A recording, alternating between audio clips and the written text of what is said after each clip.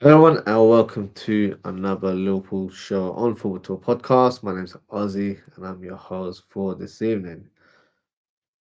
Fortunately, we got the news that we knew would come one day, but I wasn't expecting it to happen so soon. If you've been living under a rock, um, I'd like to inform you that Mohamed Salah has announced that he will be leaving Liverpool at the end of this season. So my initial thoughts when I saw the news on Instagram, I was in complete shock and a little bit of disbelief as well that um, Mohamed Salah made the announcement. Then I saw the video on his Instagram profile. I feel like someone was cutting onions in my house because, yeah, it was a difficult watch. I am still quite shocked. I'm 100% devastated by the news. Although, in terms of the timing it is one of those things where I remember last year Trent announced his departure during the international break, and it seems to have occurred this time around as well. But in terms of the actual decision of him leaving Liverpool, I think it's the right call from Mohamed Salah and also the club. I think from his point of view, some will say maybe he should have left last season. Maybe he should have left, when he was on top of the world. I hear it, but that's hindsight, talking right there. He had every right to come back and play for another season for the club and try and help Liverpool retain the title. He had every right to do that this season. But of course, in terms of the way things have panned out, we had a great summer in terms of signing quality players. Whether we believe that, that's debatable. But the season hasn't gone to plan in terms of our performances, our league standing, and even the way we're playing. The standards have really dropped, in my opinion. And Salah will definitely be one of the first to say, his level of performances hasn't been the same as previous years. Although, from Salah's point of view, he has set the benchmark very high for himself. But, you know, I'm a big Salah fan, which you guys will know as well. We have to be honest here. There has been a slight decline in his performances this season, whether it's from the point of view of him not taking on the fullback, or he's lacking a bit of speed, or he's not effective in front of goal, his reactions are a bit delayed, whatever the case. I do feel like this is the right time for him to move on, as hard as that is to say out loud. I think, he has produced his best years at Liverpool, so he has every right to leave the club in his own terms. So for me, yeah, devastated about the news, but I understand his decision, and it doesn't come up as too much of a surprise. It's just that unfortunately, when you know something's going to happen, you expect it to come at a later form, but it's kind of just hit us out of the blue, so it feels a bit heavy right now. So yeah, bit of a shame in terms of the news today. What we'll do during the show, we'll talk about Salah a bit because I've been a fan of his before he was even a Liverpool player, and then we can talk about his accolades in terms of what he's achieved over the last 9 years that he's played for Liverpool, and we can also discuss about the future of the club. What's next? What do Liverpool do from here? Who are potential players that can replace Salah in the summer? Or do we have an alternative solution? If Salah leaves, do we have a different style of play that could be implemented next season? And of course, the manager has to be discussed as well. But we'll do that in due course. Also, if you are watching live and you'd like to call in, I have pinned a link in the live chat, so feel free to hit the link. I'll try and get callers on in due course. But as always, when it's this sort of breaking news, I have to give you my 2 pence and end up doing a uh, bit of a not a rant. It's not a rant today. It's more so just getting things off my chest in terms of what's happened today. So I want to go back 16 years. So when Salah first started playing in Egypt, so he was scouted by an Egyptian side called Al Makaloun at the age of 14. And if you know his career, he was a young kid traveling 3 hours by bus every time he had to attend training. At the age of 15, he then moved into the first team by the coach Mohamed Radwan. Um, and from there onwards, he was killing it at such a young age. And that's when people in Egypt started calling him the Egyptian Messi. And that was the first time I was aware of him. And, I had to keep track in terms of, who is this new guy? When you hear someone's the next Messi or a, a nationality version of Messi, you want to see what they're about, right? And then in 2012, he made that move over to Switzerland, joined FC Basel, and he killed it there as well. Yeah, played as a right winger, but I remember watching him a lot of times playing on the left wing as well, causing havoc on any part of the pitch. He actually scored his first Champions League goal against Chelsea, and then that's the club he ended up going over to next. But from a Liverpool standpoint, I was quite annoyed that he joined Chelsea in January 2014 because that was the season where we were very close to winning the title under Brendan Rodgers, but due to lack of financial power, we weren't able to match Chelsea's bid of £11 million. And Chelsea pretty much played chess with us as they denied us from making a signing who could have helped our cause of winning the title. And also, he wasn't a player that they actually needed at the time.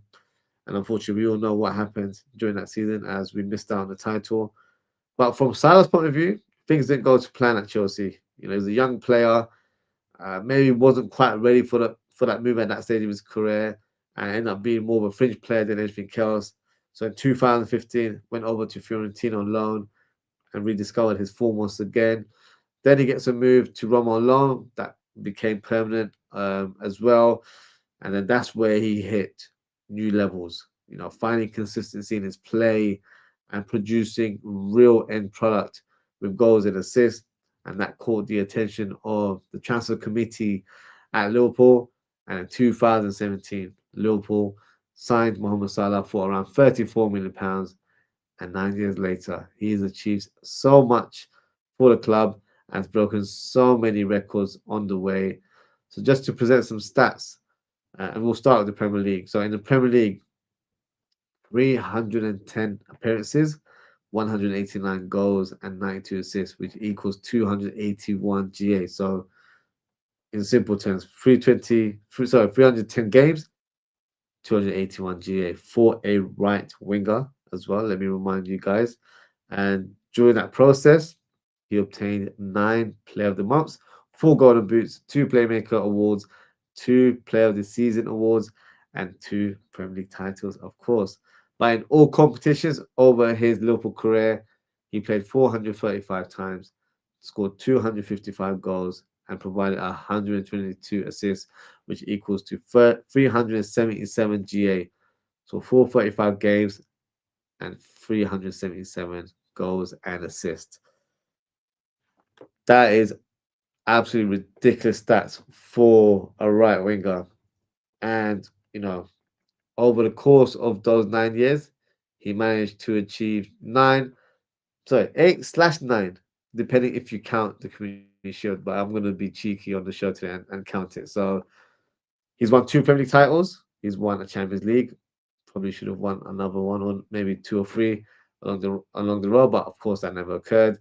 He won a Super Cup. He's won the Club World Cup, 1 FA Cup, 2 League Cups, and if you want to add a Community Shield, so you can. I don't personally add Community Shield, but it is being regarded as a competitive trophy, so I make it that way. Well, but I would say officially he's won 8 trophies over the years, and for me, my message to Mohamed Salah, his journey has been inspiring to witness, from his early days of, trying to make it as a professional in Egypt and going on to becoming one of the best wingers to probably ever grace the pitch. That's the levels that he achieved at Liverpool. Whether you're a fan or not, You can't deny true greatness, and that's exactly how the Egyptian king should be described as. For me, the greatest. Also, for me, he's a local legend. He's a Premier League legend, whether we like it or not. But from a personal point of view, he's arguably one of my favorite Liverpool players of all time. I don't think I've ever witnessed an opening season like his, the way he produced in 2017, where he literally became a global superstar overnight. The level of goals he was scoring was simply breathtaking, and that continued over the years. And Liverpool fans, I think, have taken him for granted. And I still don't believe he gets enough credit or he doesn't get his flowers and respect that he truly deserves. But let's put that to one side. For me, it's been an honor to watch Mohamed Salah in a Liverpool shirt for 9 years. He's been a supreme professional on and off the pitch, but as a human being, he has shown humility, class, whether it's on the pitch or off the pitch. As a Muslim as well, he's represented us the right way, showing real dignity and being a role model to so many people all over the world through his kindness and actions. So I'm proud that someone like Mohamed Salah has represented my club and has showcased the beauty of being a Muslim from small things like doing sajda as part of his goal celebration. So it's been an honor to see him evolve into becoming one of the best players in the world. I'm truly going to miss him. I'm going to miss the Egyptian king. We all knew this day was going to come, but it's still a sad day for me. Um, and it feels like it's an end of an era. So yeah, a bit of a shame, in terms of what's happened today. But the big question is what's next? Fabrizio Romano revealed something a few hours ago that surprised me, but you have to respect the club's stance as well. Liverpool have accepted Salah's desire to try a new chapter and will not ask for money to any club in the summer, despite Salah having a contract that is valid until 2027. So they have a gentleman agreement, similar to what happened years ago with Jurgen Klopp, um, respecting club legends in this situation. So, one, that is a nice touch from the club, but from a financial point of view, we're not going to get any money from him. So we have to come up with a solution. What's next? What's next for Liverpool? Who can we view as Mohamed Salah's replacement in the long term? I'll be honest with you guys, and I'm not trying to, sound silly here. There aren't many players that can come in and replicate his type of form. You've got players. For me, the dream signing, you guys will already know, is Michael Olise. I think he is the undisputed choice to replace Salah because I feel like if he was to come in, he can have a similar impact to how Salah did in 2017. I think that's the kind of levels that Elisa is at right now. Another player could be Diomande from Red Bull Leipzig, but he's still young, and it's a huge task for someone to come to a new club like Liverpool and hit the ground running straight away. Another player who hasn't played right wing as much due to another player being in his team is Rafinha. Rafinha is someone I really enjoyed watching for Leeds United. At Barcelona, it took him a bit of time to hit the ground running. But of course, then you had the introduction of Lamine Yamal, who's secured that right wing position for years and years. So he had to find himself another position. So he's been playing left wing predominantly over the last 2, 3 years. But we know he can do a job at right wing. So maybe a player like Rafinha would be the right type of player to come in and replace Salah. But I don't really see him wanting to leave Barcelona and moving back to the Premier League. I don't really see that as a realistic option. Another player would be Barcola. And I only mention Barcola is because this year he's played on the right side quite a bit for PSG, but I predominantly see him as a left winger. I think that's the role that he is, very supreme at, and I feel like it's the one he excels in because he likes to drive on the byline and cut inside and shoot. I think that's his natural game. Playing as a left winger. So let me know in the chat if is there any other players I haven't mentioned that you feel like could come in and take over Salah's role in the team. Because right now I don't see it. I unfortunately I don't. Um, Another solution can be where we switch up the formation And let me not get ahead of myself, but this is what I want to see in the future anyway. If we were to appoint a manager like Xabi Alonso, for example, there is a possibility that we could change our system. So when he was at Bayer Leverkusen, he played a 3-4-2-1 formation, and that's the formation that he excelled in terms of his team. Winning the Bundesliga, they won the treble that season, didn't they? And that season system, sorry, requires you to play wing backs rather than having wingers to provide the width in their play. So that could be a solution. Whether it's a 3-4-2-1 or if it's a 3-4-1-2, playing two strikers could be a solution for Liverpool as well, especially when you've got the likes of Ekitike and Isak and Gakpo. I don't think he's very efficient in that role, but he can be a backup. And maybe we sign another attacker to make it a four-man strike force. Currently, Chiesa can occupy that role, but let's be honest, he's not going to get any game time there. Um, so that could be a solution for us to go with two strikers and not really play wingers. Uh, so the way we would provide the width is would be through our wing backs, and I feel like that market, there's more options out there to play with wing backs rather than finding out wingers where I don't feel like they are available in an abundance. I feel like there are a few good players out there, but I don't think there are high quality right wingers in world football. Uh, So that could be a completely different blueprint for us to follow from years to come. But that will only work if Arsenal is dismissed at the end of the season. As I can't think about signings right now. As I just mentioned to you guys, the dream signing in this scenario would be Michael Elise. I would love to see Michael Elise come to Anfield.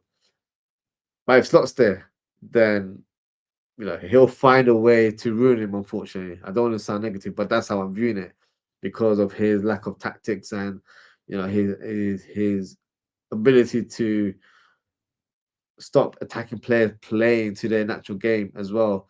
Um, so for me, the first step has to be, to change the manager's position. But then I was thinking about this just before I came onto the show. We all remember what happened a few months ago, right? When Salah had an outburst after the Leeds United draw, said that the club's throwing him under the bus. He feels disrespected because he's been dropped a few times.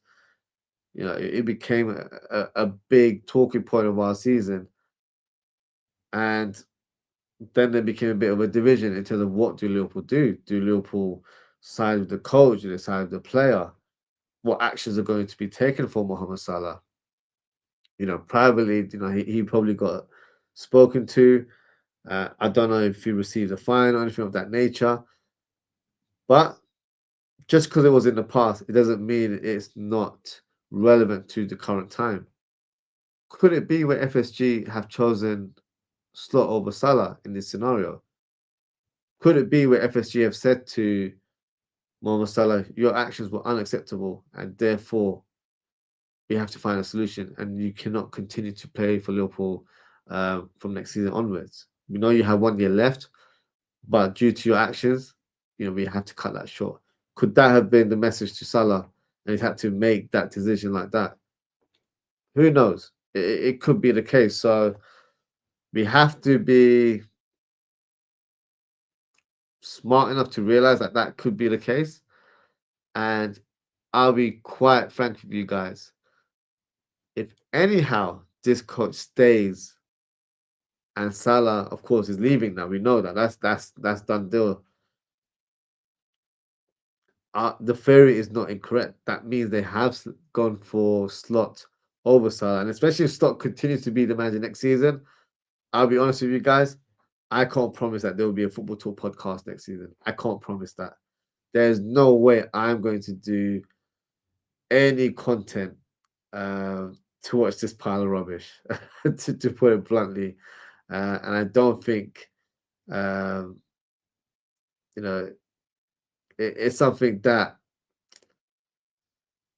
I don't want to put it out there too much, but let's see how things unfold because it could be something along the lines that they have gone for the coach over the player. because we know Liverpool as a club do not allow player power to overrule the manager, if that makes sense. And if that's the case, then I think that's a mistake from Liverpool. But I'm sure everyone will have their take. So drop a comment and let me know what you guys think. I have JK in the back, so I'll bring him on the show very shortly. I'm just going to go through some of the comments, and then I will bring him on very shortly. So let's go through some comments. Thank you guys for sending your comments. Appreciate the support, guys. Wayne says, big up Aussie chat. Big up, Wayne. I hope you're well. Bo says, big up, Bo. I hope you're doing well as well. Wayne says, I've got mixed feelings about Mo leaving. I'm gutted, but at the same time, I feel it's the right time. Totally agree. I think that is the universal opinion. I think we all love Mohamed Salah. Of course we do. Look at the amazing moments he's produced for us over the years. But we know there's been a slight decline in his performances this season, and I feel like, excuse me, this is the right time to not move him on. That's a bit rude. I don't think that's been the case. I think it's probably the right time for both club and player to part ways. Um, but yeah, it's just maybe it's a timing that's caught me off by surprise a little bit. Um, yeah, it's still a sad day nonetheless. Boss says, well, what did I say, Ozzy?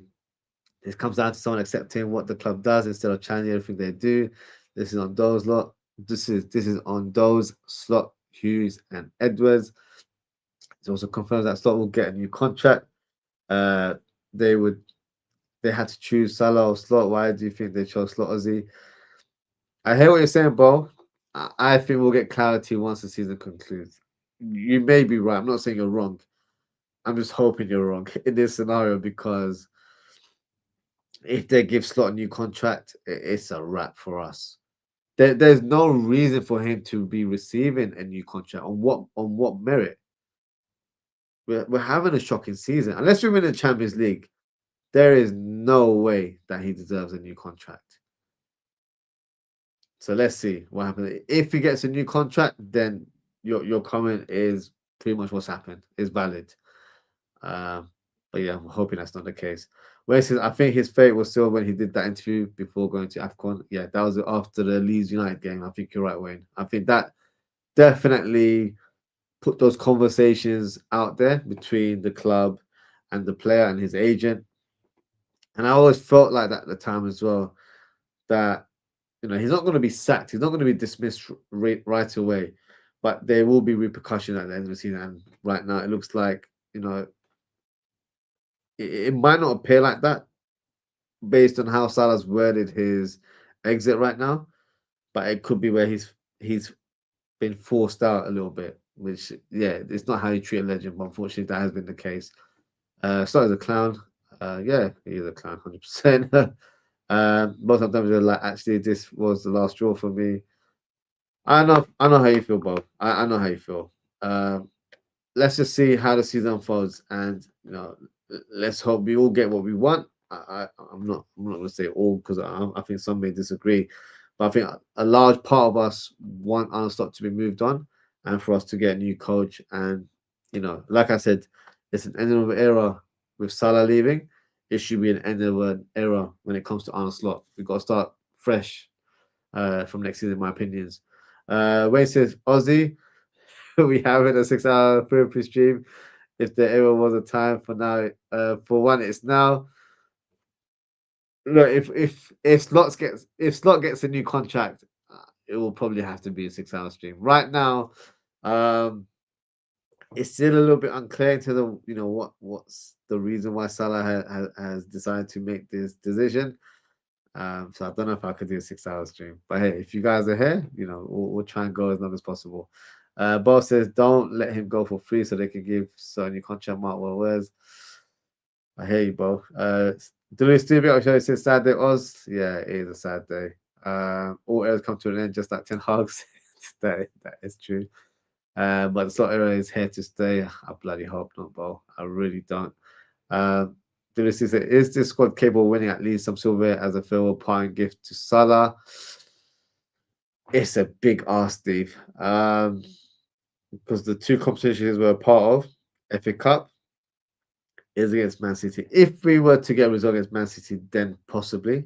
But it's the same to Champions League. If we were to beat PSG, then it gives us a stronger chance because we've pretty much knocked out the current champions and we've knocked out probably one of the favourites to regain the Champions League title once again. So it's a matter of what if. What if we can beat those teams?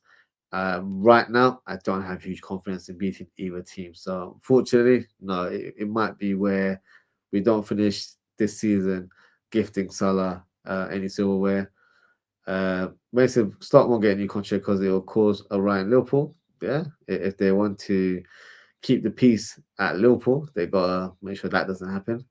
So everyone needs to join Ten Hag. Yeah, Ten Hag isn't even a manager anymore. I believe he's a sporting director at one of the Dutch teams. So yeah, he's not even a manager anymore.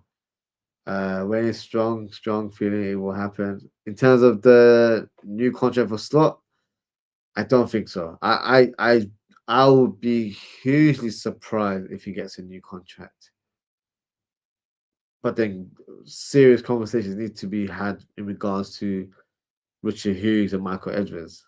You know, to be fair, that those conversations should be taking place now anyway amongst us fans. But if they were to, you know, make the right call and dismiss Slot and bring in someone like a Xabi Alonso or Luis Enrique or whoever the case, we know that that is a footballing decision that they made. It's got nothing to do with ego and pride. But right now, we're still a bit up in the air in terms of what their stance is. And with Richard Hughes being linked to a move to Al Hilal, I think it was the Saudi Arabian team. Um, it adds another bit of an issue. Who comes in to replace him, because that needs to be rectified before the season ends, in my opinion. Steve says, Klopp leaving, Salah leaving, all the heroes we grew up with are going others. Yeah, so the only one remaining is Allison, Van Dijk, and Robertson. And in regards to Robertson, there was rumors circling yesterday that he might get a new contract. We don't know if that's true. Van Dijk has another year left. Allison has, according to reports, signed an extension, so he'll be here for another season. Um, So this time next year, it will probably be where we might say goodbye to all three of these players. Robertson maybe earlier if he doesn't get any contract, but uh, could be possibly of next year, unfortunately. So yeah, end of an era indeed. It's really sad, but yeah, that's how it is, unfortunately. Boss says, relax, Steve. We still have slow. Bloody hell. That doesn't give us any confidence. Boss says, Joshua Amozy, do you really need a replacement? I don't think he's ready, Bo. He's how 14, 15. We can't push him into the first team. That's not acceptable. I think we need to give him a couple of years to learn his trade, continue his development, progress as a young player. And then once he's 16, 17, 18, that kind of age range, that's when you bring him into the first team fold. And by then, he can definitely come in and have an impact on the team. But for the near future, into the next few months, no, it's way too soon. I know he's an unbelievable talent, but no, it's too soon to put pressure on a young kid like that. Don't forget Robert leaving with Mo too. At this stage, it's still a bit up in the air. I think with Kanate, that looks like he's heading towards the exit door. In terms of Robertson, I saw rumors suggesting that he could be offered a new contract, so we don't know. I'm sure we'll get clarity soon. Stop, don't play youngsters. I know I forgot to. I thought we had a ball before. Steve said Robert leaving is confirmed. No, it's not confirmed. I don't think it's confirmed. The rumor I saw yesterday suggests that he'll get a new contract, so we'll see. Ball says 90%. I don't think it's 90% at this stage. Uh, when he says he hasn't signed an extension, so as it stands, he's going. Yeah, as it stands, you're right. If we haven't got any confirmation, you'd assume he's leaving alongside Konate as well. So that means we've got a lot of work to do in the summer. Ozzy talking about honestly about these news, start getting a new contract. No, I'm hoping that doesn't happen. I'm hoping it doesn't. Hope Oz doesn't say slot new contract as a blessing disguise. Never in a million years will I say it as a blessing disguise. Far from it, to be fair. Bo says my manager deserves to get a new contract. No way. You guys are trying to put words in my mouth. I've never ever said that. Wayne says no way Slot gets a new contract. A few months ago there was news that he was getting one, but nothing else since the 9 losses in 12 run. Exactly. So since November, which is when that 9 losses in 12 run occurred, the report was that contract talks have been stopped. They have not been accelerated. There's been no mention of it. So that's what I've said to you guys. They will have a meeting at the end of the season to review his performance, and then that's where they'll make that decision. There is no way he can be rewarded for a terrible season that we've encountered. 10 defeats in the Premier League, 14 all season. That is not acceptable. Not acceptable for a club like Liverpool. And if they think that is acceptable and they think he deserves a reward, i.e., a new contract for that, then yeah, we're heading to dark times, if I'm being honest with you. Ball says Stock don't deserve any UCL trophy. I'm tired of people saying that they want us to win it. That also means Stock gets one. People need to F and choose. I hear you, but the thing is, Bo, if my club can win the Champions League, I'm going to go for that. I know it puts Slot's position in a stronger threshold, I guess, in terms of his case of remaining at the club. But if there's a time where we can, somehow win the cup, I'm not going to not be pleased about that.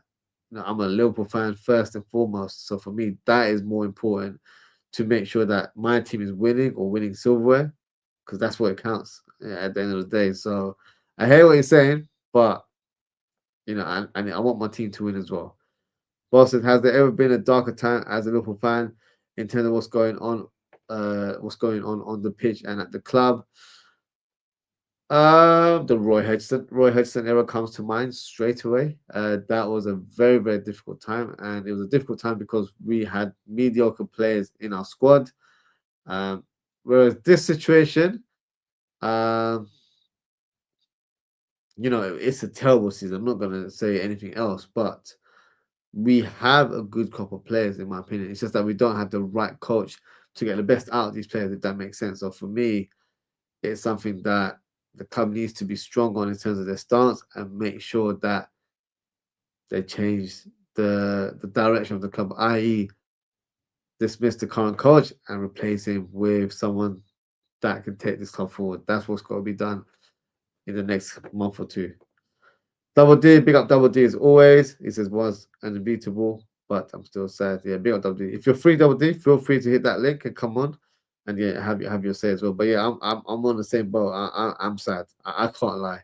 Um, I've watched a few channels before I came on the show, and some people are like, oh, thank you, for what you've done. Goodbye, something. That's not my way of talking because you have to appreciate what someone's done.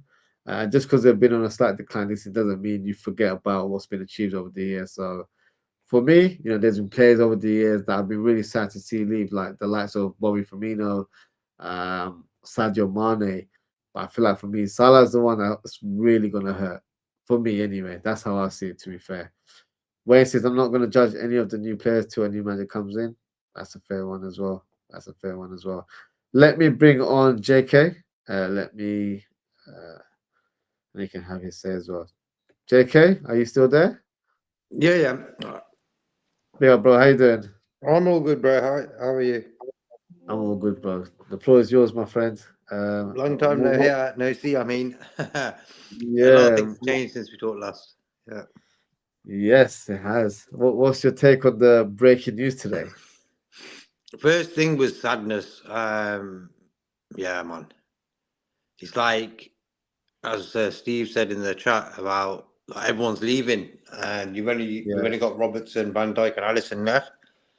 yeah, That's going to happen anyway. But I think the whole Salah thing. There's me thinking, yeah, he'll have another season after this one. Maybe he'll smash it next season. We don't feel Salah's been with us so long. You can't yeah, imagine him not being here. You know what I mean? So that it yeah, hurt today. That one. It's a bit surprising in a weird way. Just because he's not been at the races, it doesn't mean that he isn't beneficial for the team and the club. He brings in a Yeah. lot of money and stuff. We pay him well. But Yeah. in the bigger picture is I gave him a free season this season. I didn't say I want 20 goals or I'm going to go be moaning about Salah. I was like, he can do what the hell he wants. I don't Yeah. care. The disrespect he got, okay, was that hurt. I'm thinking, what are we doing here right now? Imagine me and you, Ozzy, we were pros. They'll be Mm. after us after half a season. Well, half a Yeah. month. They'll be Yeah. after us like, who are these donkeys, you know? And Salah, Yeah. for me, best player in the world at a time. Yeah. And if he's getting sort of slack, that's the modern day football fan. So some fans Yeah. need to have a look at themselves today and think, oh shit, a few months ago I Mm. was ripping into this guy. Now he's leaving. Uh-oh. Yeah. So shameful, shameful. I'm always thankful when a guy comes in, it doesn't matter how much they get paid, because they could be at Yeah. another club. He could be at Bayern Munich, Real Madrid, Barcelona, and smashed it there. But he chose Liverpool. The fee was sound. It wasn't like we paid 100 odd million. We paid 38, I think. And that is Mm.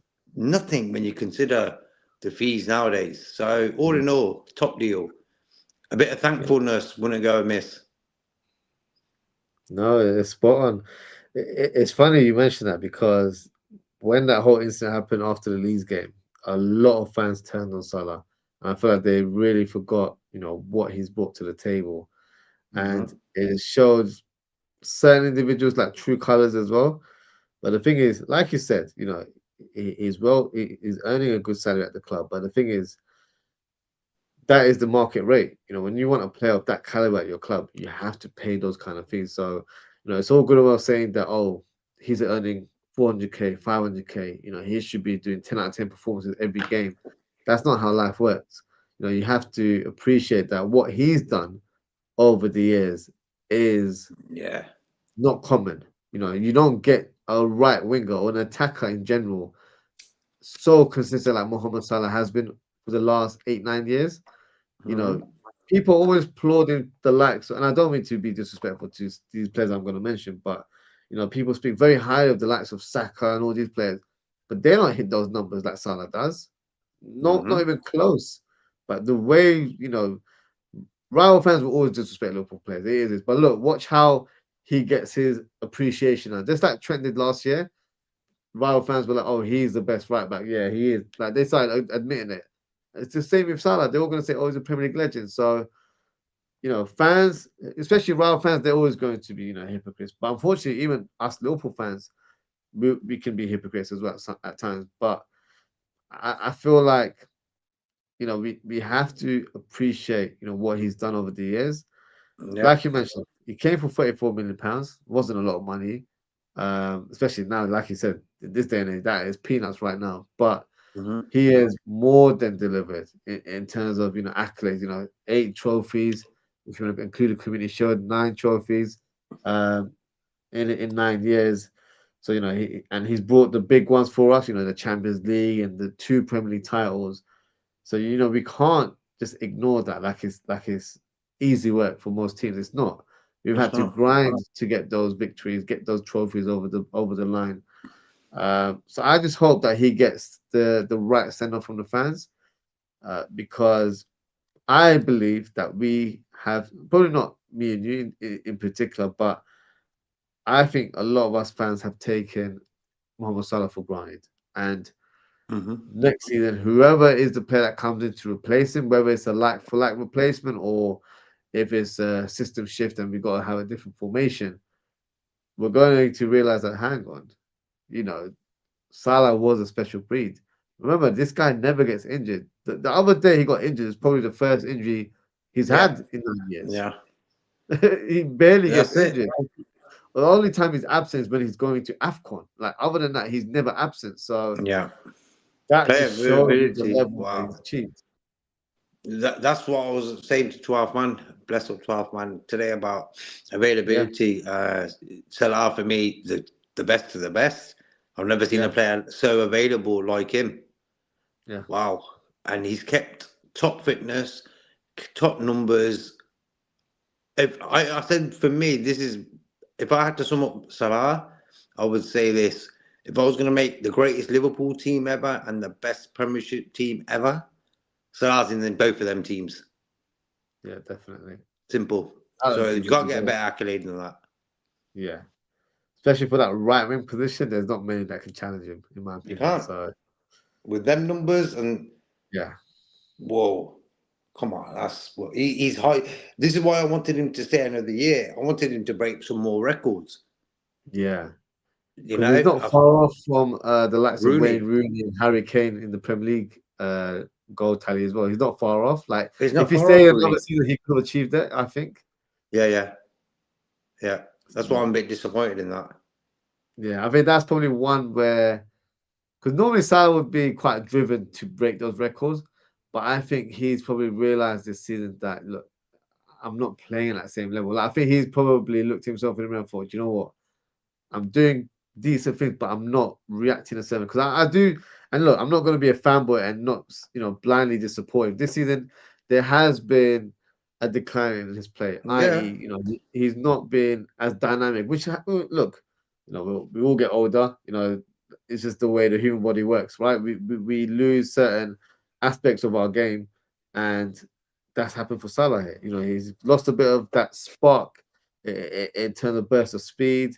He's not taking on the fullback. But for me, and this is something I've voiced quite a few times over my shows. This is something from the coach. The coach needs to realize, hang on, he's not playing in that kind of way. He can't he's not able to take on fullbacks, or he can't get past 3-4 players. What's he good at still? What is his strongest asset? That is finishing. He's still a great finisher. mhm. So why not play him closer to goal? That's something I've been saying for a Yeah, long time. In the yeah, last couple of games, he's kind of deployed yeah, that tactic a little bit, but for me, it's too little, too late. We're in March right now, end of March, and now yeah, you've done that tactic. We've been screaming for it for months and months. Now you've yeah. just come to realize that, oh, hang on, he actually can't play like a traditional right winger. So let's bring him a bit more centrally. This is why I feel like this coach in particular, he's just not with it. I think he's out of his depth. He's just not understanding, what these players can do in certain Hmm. roles. The other game when we played Galatasaray, why did we win that game? Every player played in their natural position. It's not rocket science. Yeah. That's why we won that game. But then what did he do? He switched it up a little bit and then we went back to our old ways. So for me, he's the problem. But in terms of Salah, I think he's realized that he's not playing at the same kind of level.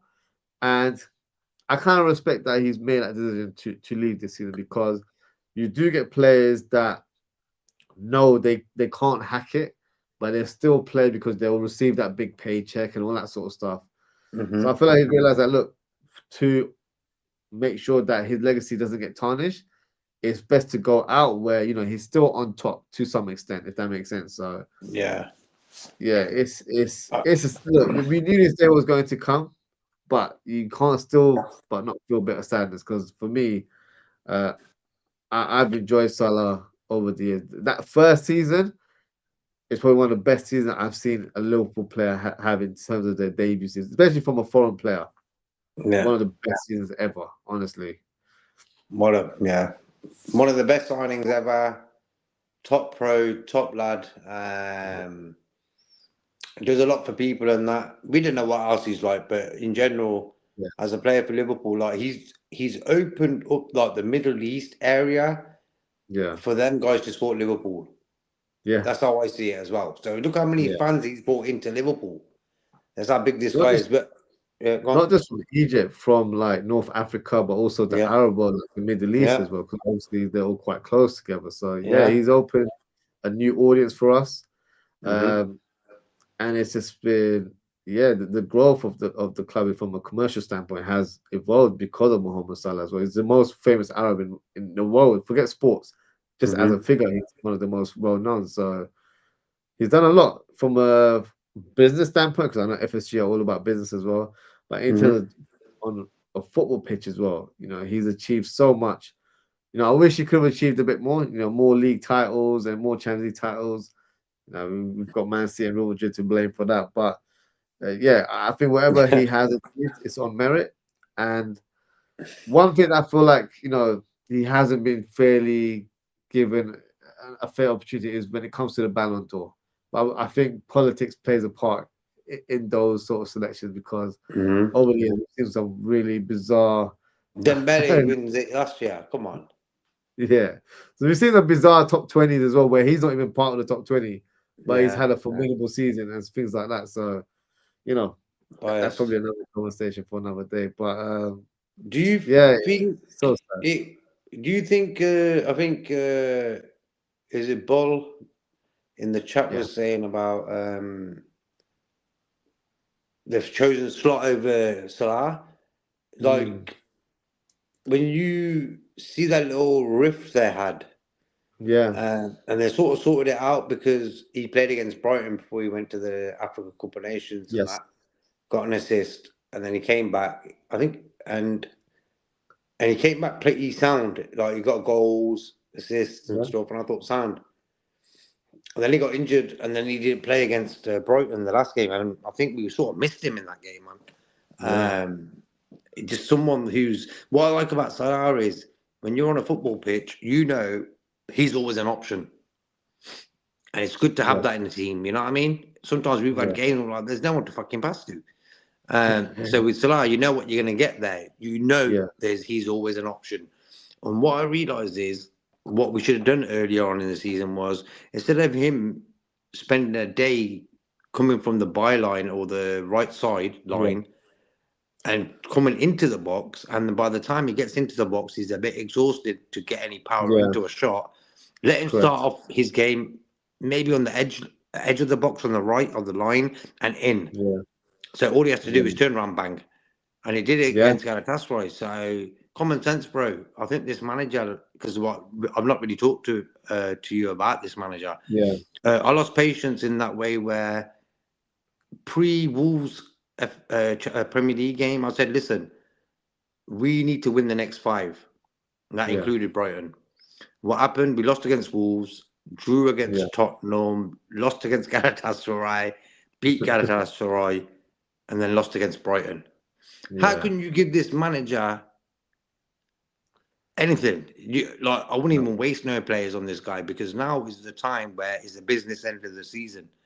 And Yeah. this guy has not done nothing in the last month to make us. We're lucky we qualified for the next round of the Champions League and we're still in the FA Cup. That's how mad Yeah. this season's been. We've been so Mhm. shit that Yeah. we're fifth and we're playing for a quarter final in the Champions League. And it's like this is Yeah. comedy season. So Yeah. I think he needs to take a real look at himself now, this guy. Because Arnie Mm. Slot, okay, I think I looked to have a chat with him for an hour. Yeah. I've always said this, like just to check down. I was like, listen, what planet are you on? Mm. In that way of using common sense in a game of football. As soon as you drop gears in a football match, Yeah. oppositions smell it. They're like, "Ooh, Straight they're not away. putting the heat on us. We're going to put the fucking heat on them." And that's what this guy's problem is. He does not Mm. know how to handle a game in that way of which speed and when. Yeah. Every game we've dropped points in, who has the ball for the last 12 minutes of that game? It's not us. It's No, it's the always been the opponents. opposition. It's That's because never we're been a so Liverpool. we take this kind of off stance approach where Yeah, we yeah, allow that pressure to come to us. But why are we exactly. allowing that? That's not how you Why are you dictate doing play. that? Yeah, I it don't makes no understand sense. it. Common sense. I'm like, for me, if I'm winning 1-0, I'm going to make sure I'm going to fight like a dog to get that ball and keep Yeah, hold of it and even go to the corner flag with it. I don't give a damn. But yeah. that's how you play the end of a game. And Arnie Slots players, that's what I'm calling them now. Because they're all quality players, bro. You know that. Look, that Yeah, game against Galatasaray, every player turned up that day. Why? Van Dijk's never been booed ever since he's played for Liverpool. Against yeah, Tottenham, he heard them boos. yeah, All them players did, and they felt shame. They felt shame. yeah, yeah, Uh, Hence why you got that display. So they weren't really playing for the manager; they were playing for the fans. yeah. Facts. And It's then true. against Brighton, whatever speech Arnie Slot gave at half time ruined the fucking game. We were Yeah, doing all right first half. I thought, sound. Let's go out and let's yeah, get them 3 points. United dropped points the night before. yeah, Chelsea will drop points and Villa maybe. And what happened? What do? We lost the game 2-1 against a guy who's been playing football for 50 odd years. Yeah. Danny Welbeck, he's been playing football since I've been a kid, bro. This guy don't stop. Fair play to him, but he got 2 goals Yeah. against us, man. That is the biggest shameful. You Van Dijk and Kanate, and you let Danny Welbeck score 2 goals against you. You Come know what's on, funny? come I just realized because it was Danny Welbeck, James on. Milner, Milner. and Gunnar. They probably have a 150 combined average age amongst each other as well. Like that's crazy, right? They probably could have got Alan Shearer in there as well, bro. He's a Yeah. 50 odd. It didn't matter. James Milner, see, this is the mindset of a footballer. When you put Yeah. your foot down on against any top team and you put your foot down, so that's what James Milner was doing. He was afterwards like, wow. He was Yeah. afterwards. As soon as Wirtz got the ball, bro, who was there? Milner. He's like, fuck that, I'm going to get the ball off him. I ain't letting him play. So they use their common sense to let Danny Welbeck and James Milner, with a combined Yeah. age of 158, do the job Yeah. on us. It's true. You can't even lie. It's true. It's facts. And but this is my Facts. concern with this coach because this is very simple like way of playing football. Like if you, especially in the Premier League, we all know we've all grown up watching Premier League. Obviously, Slot hasn't, but the thing is, this is a physical league, so you need to make sure you have midfielders that are ready to fight, they're ready to battle. The way he sets the team up, that's not the approach. It's about No. just keeping possession of the ball. You have to read the room. That's not the way the game is played in the Premier League. You have to understand. You have to have a balance. Yes, you can have technicians on the ball, but you also have to make sure you are ready to have those physical battles, whether it's aerial duels or one on one against a player in the middle of the park or on the wings. You have to be ready for battling. That's the way it goes. So Yep. it's just little tactics here and there. But then for me, there's games where, like the Frankfurt game, we won 5-0. The Galatasaray game, we thrashed them 4-0. And afterwards, he just reverts back to his old ways the following game.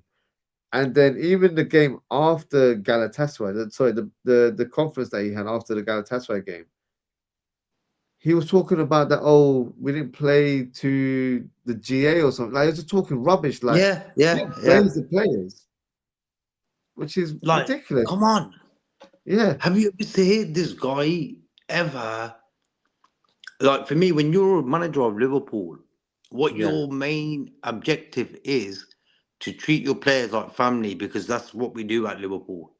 It's yeah, like, keep your business under wraps. No need to tell yeah. no one nothing. Just get on with your job. Smile when the cameras are there. That's But it. that was irrelevant to mention as well. Like no one cares about stuff like No that. So one cares, bro. you should just given everyone a boost like, yeah, this is the true Liverpool that I expect to see week in week out, and Simple let's as. go from here. Like Simple. something like that There along you those go. lines. That's all you need to hear. Because That's as the manager, this is the problem with Sutton. I know his job title is head coach, but the thing is, when you are the leader of a pact, you have to act like a leader in front of the cameras as well. You have to mm-hmm. lead by example. You have to let the people, let the media know, or let the fans know that these are my crop of players. I'm gonna fight for them as well, like Klopp used to do. I don't want to do a comparison, but that's what Klopp did. Klopp would always take the pressure away from the players and take it Yep. all on himself. Slot is literally ready to put people under the bus Yep. without any hesitation. No problem about that. No problem about he's that. he's just a very bizarre coach in terms of the way he communicates, and he's far too transparent. He's like a Pep Linders, in terms of the way he Mm-hmm. just talks to me. Like, it just lets everything out without thinking twice. And for Yeah. me, that is a problem. That is not a high That's a level red coach. flag. Mm-hmm. It's a red flag straight away. Red Straight straight away. away. So, And I so said yeah. this. Yeah, go on, bro. No, no, go for it. Go for it. Like I said this at the end of last season. I was like, you know what? I'm not a big fan of Sabotsalai nor Arnie Slot. Yeah, We won the league.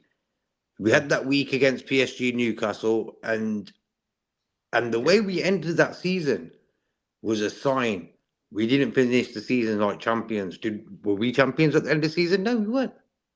Mm, We got beaten a few games at the end of the last season, so that was a yeah, big warning sign for me. And then when we got that yeah, big influx of players coming in the summer, I was thinking, okay, we won the league, yeah, and even though we're not great at the end of the last season, okay, we've got these players, we're winning everything. Okay, so what's happened is I think Arnie Slot hasn't really recognised which job he's in. I think Yeah, maybe it got too big for him because the amount imagine the attention he got after winning the Premier League in his first season, bro. yeah, it's true. He's getting photos taken of him, interviews. He's thinking, yo, Yeah, I've hit the big time. And I've always said this about Klopp. Klopp came to Liverpool after he did a stint at Dortmund, won leagues, went to the Champions League final. yeah, And so he knew the game. And what it was with Klopp's beauty of Klopp was he knew how to play the cameras. yeah, He had this personality, very Schwabish, where the Black Forest is. Then yeah, people are very comical, but very firm in what they're doing. That's what I like about them guys. And I used to yeah, live there for a while. So, and that's where they are. And what it is with Slot, though, he don't know how to play the cameras, and yeah, he don't know. And I blame the Edwards and the other guy for this because they mm, should have trained in media training. Say, listen, yeah, this is Liverpool, and the tradition here is we keep it under wraps. You don't yeah, moan, and you always smile for the cameras. And yeah, he hasn't done that at all. Um, and I blame them guys for that because if I was working for Liverpool and I was with Edwards and all them guys, straight yeah, I'll be straight in the office with Slot and say, "Listen, this is Liverpool Football Club here. What are you saying in your interviews? right, Like, come on, yeah, you know." No one at the club's gone to him and said, "Listen, Arnie, no need to add all them words to an interview. Let it yeah, be. Don't even answer these questions. Say yes, no, and move on." Yo, yo, it's man. true. He's thinking he's in the big time now, and he's Yeah, thinking I'm gonna need a new job soon. Okay, I need to build my image up of who I am. So what I'll yeah, do, I'll took people under the bus, and people know not to fuck with me. yeah, There you go. Klopp did that with Sacco. true. One Yeah, person. Klopp did it with one guy and one guy only, and that guy was Sacco. yeah, Feel sorry for him, but it is what it is. yeah, This guy, he's had a few now. Curtis Jones last month after an interview. Never seen him for yeah, games, never started a game for a time. And what yeah, Jones said in the interview was actually right. Chiesa went to Italy, came back. They said he's not fit enough yeah. because what happened to him? He came onto the pitch, scored goals, got assists, buzzing, ready to start games. And what happened? Slot never played him for 6 weeks. Okay, yeah, There yeah, you go.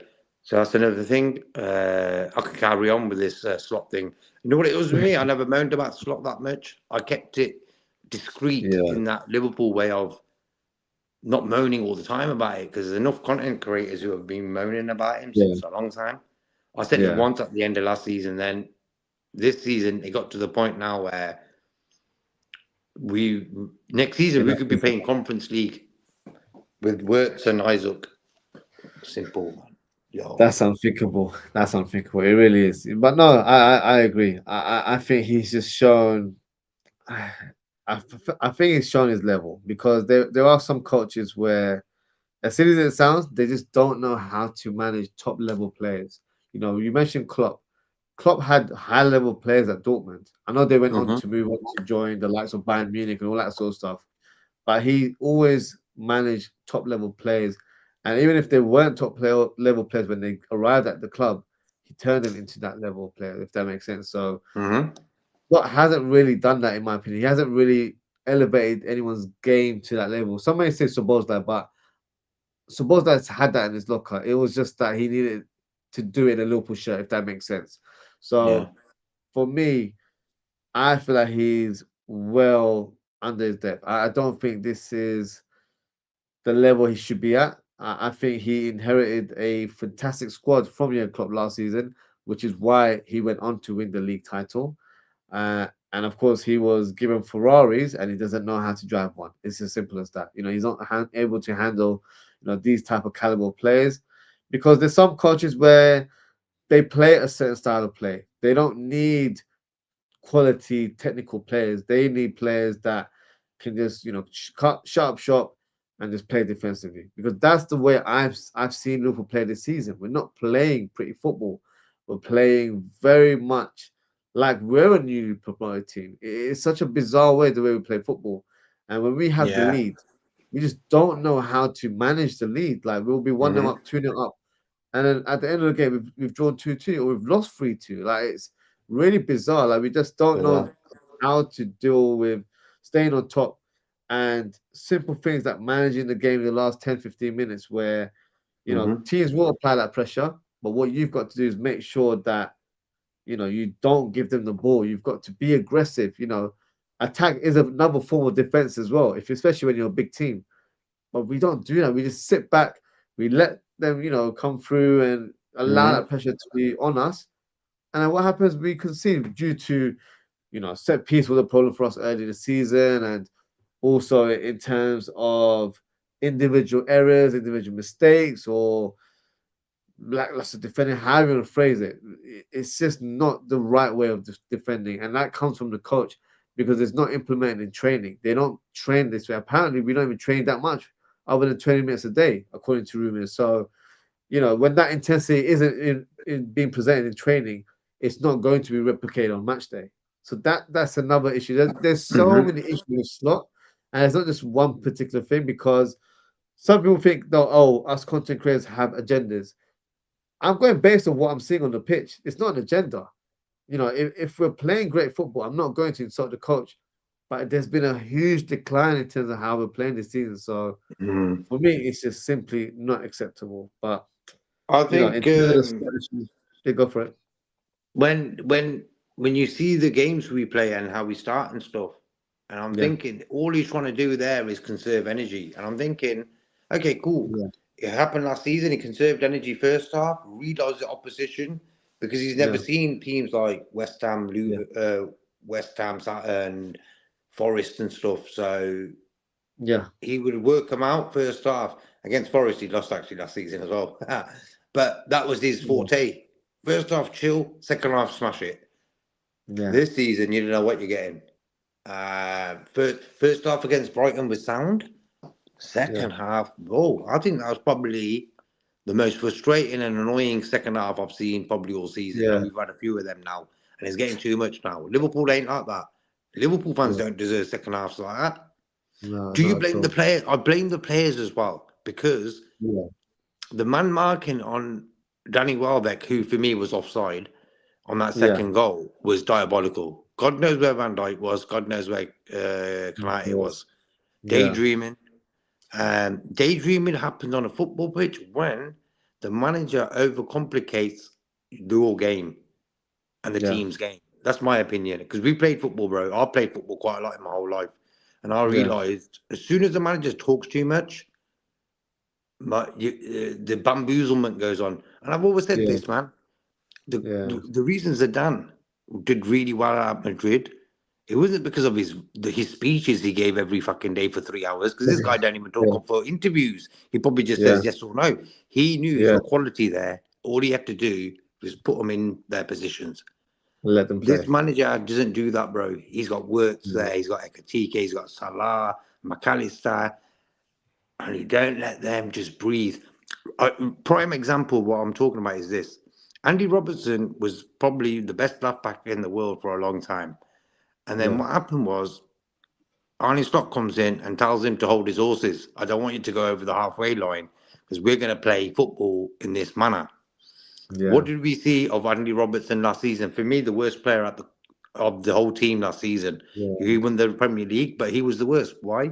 Because what happened was he was told, hold your horses, and his mind didn't function that way. He was yeah, run down that wing and get that ball in the box.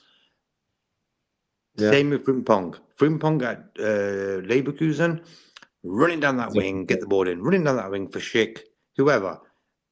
And then at Liverpool, he was being told, hold your horses. His hamstrings have gone 3 times. Yeah. And that It's a happens concern. only when the manager's telling you information to hold your horses. Where for me, every footballer should have a free ticket of how to play football. I'm not going to over control my players because what Yeah, happens is that's when injuries come. Injuries true. come from a lot from what your mind's saying, you know. How come Yeah. Frimpong has got 3 hamstring injuries and never got one really out of Leverkusen? I Leverkusen, yeah, he's There barely you been go. injured. Because it's only slot, bro. And that's Yeah. why I say it's the fullbacks are the prime examples because they're the guys who go up and down, isn't it? So they're Yeah. perfect examples. And Robertson and Frimpong, there you go. No, So it's fair. what can't Edwards and the other lads see this?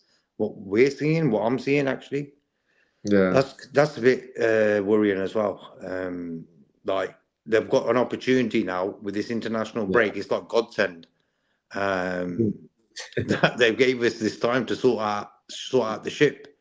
I'm Yeah. ready to give it Gerard until the end of the season and give it Alonso next season. Um, That's what I'd want as well. I think that would make the most sense just to get that good feel factor back at the club. Give us a bit of a fighting chance to secure Champions League football, as well as the two cup competitions that we're in as well. And then from next season onwards, bring on Xabi Alonso. That's the logical thing for me because right now, mhm. I don't know.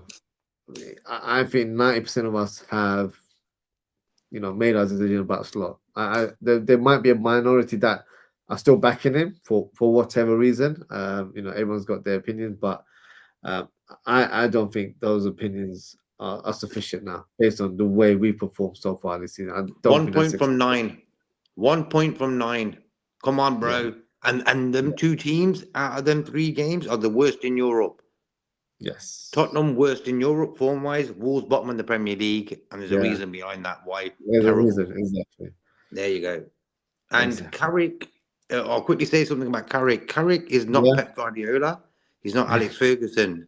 yeah, He's none of these guys. All he's done is come in, done the Hoover, got yeah, rid of the cobwebs, and tell the yeah, lads like Mbebe, Cunha, who are Premiership proven, to go. There you go, yeah. lads, carry on.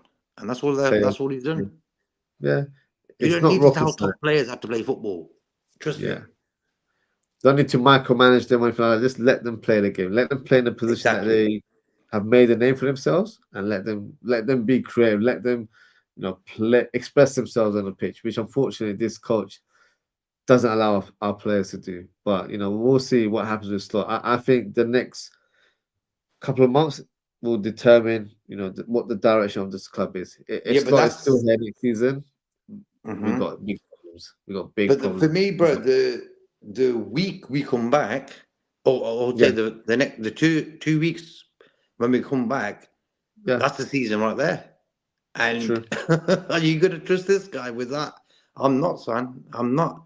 Me No, and you would do a better job than this guy. I'll take all them 100%. guys who've got iPads who sit next to him. There's about six Yeah, or seven of them wearing Liverpool jackets and coats with yeah. iPads, and I would do a better job with just me and you there. That's facts. That's facts. It's because why I would not overcomplicate the situation. I wouldn't even talk that much, really. I would just say, listen, lads, you're all world class players. There's the ball. Win the game. Yeah. Ciao. You don't No. need to rev up your players for Man United and Everton. The game we've got a few top games left now. We've got Yeah. Everton away. We've got United away. I'm concerned about that, if I'm being honest with you, because we are literally playing United, Chelsea, Villa, and Brentford. And these are all Yeah, the teams that are around us. yeah, yeah, Because Brentford are seventh, uh, the Chelsea are sixth, we're fifth, and then you've got Villa and you've got United above us. So literally yeah. two teams above us and below us are the teams we face at the end of the season. Wow, So it's wow. not it's not looking good. That's how I feel. That's why I'm not confident about where we're going to finish because I don't know where we will end up finishing, unfortunately. But we'll That's the see. thing. I Yeah, just this the safety net was the Premier League. Like for me, this yeah, manager has said, lads, listen, we'll try we'll try to go and win that Champions League, but make sure that safety net of the Premier League that we're finishing yeah, third. yeah, 100%. We And had we he, had our chances to climb up the of table as well. course, We really did. uh-huh. We could have made this season look a bit respectable. We could have challenged for third position, but with the way we've dropped points left, right, and center, that's why we keep remaining in fifth. We just can't move up because we keep dropping points. So Imagine it's Chelsea and Villa, like they've been pretty bad as well. Villa they've been just too won good. recently, but they've been poor. Yeah. Imagine they kept on smashing it, bro. We'll be Europa League next season. Wow. God We can't forbid. play Europa League next season. We can't do that. Thursday, it's going to ruin our Premier League as well. Playing on the Thursday, Yeah, forget and the about it. Sunday. Yeah, it's good. It's So a all lot right. of repercussions could happen with these next 2 weeks, 3 weeks of the season. Hence Yeah, why I was seriously just bringing Gerard. Gerard, you can tell when Gerard's on the yeah, matches doing he's in the studio like for the games and that. yeah. He's just eager He's just on it. to come and do He's it, ready. bro. He's ready to come and do a He'll job. He kick really ass. is. I think he'd go and kick ass, bro. That's my Yeah, opinion. He's looking at this and thinking, "You think you fucking guys are playing like this for my club? yeah. Come on." It's it's not what we're used to seeing, but yeah, it's let's see what happens in terms of slot. But JK, big Okay, up for sorted, coming on. bro. Appreciate your time as always. I'm sure we'll have a chat For sure. before the end of the season.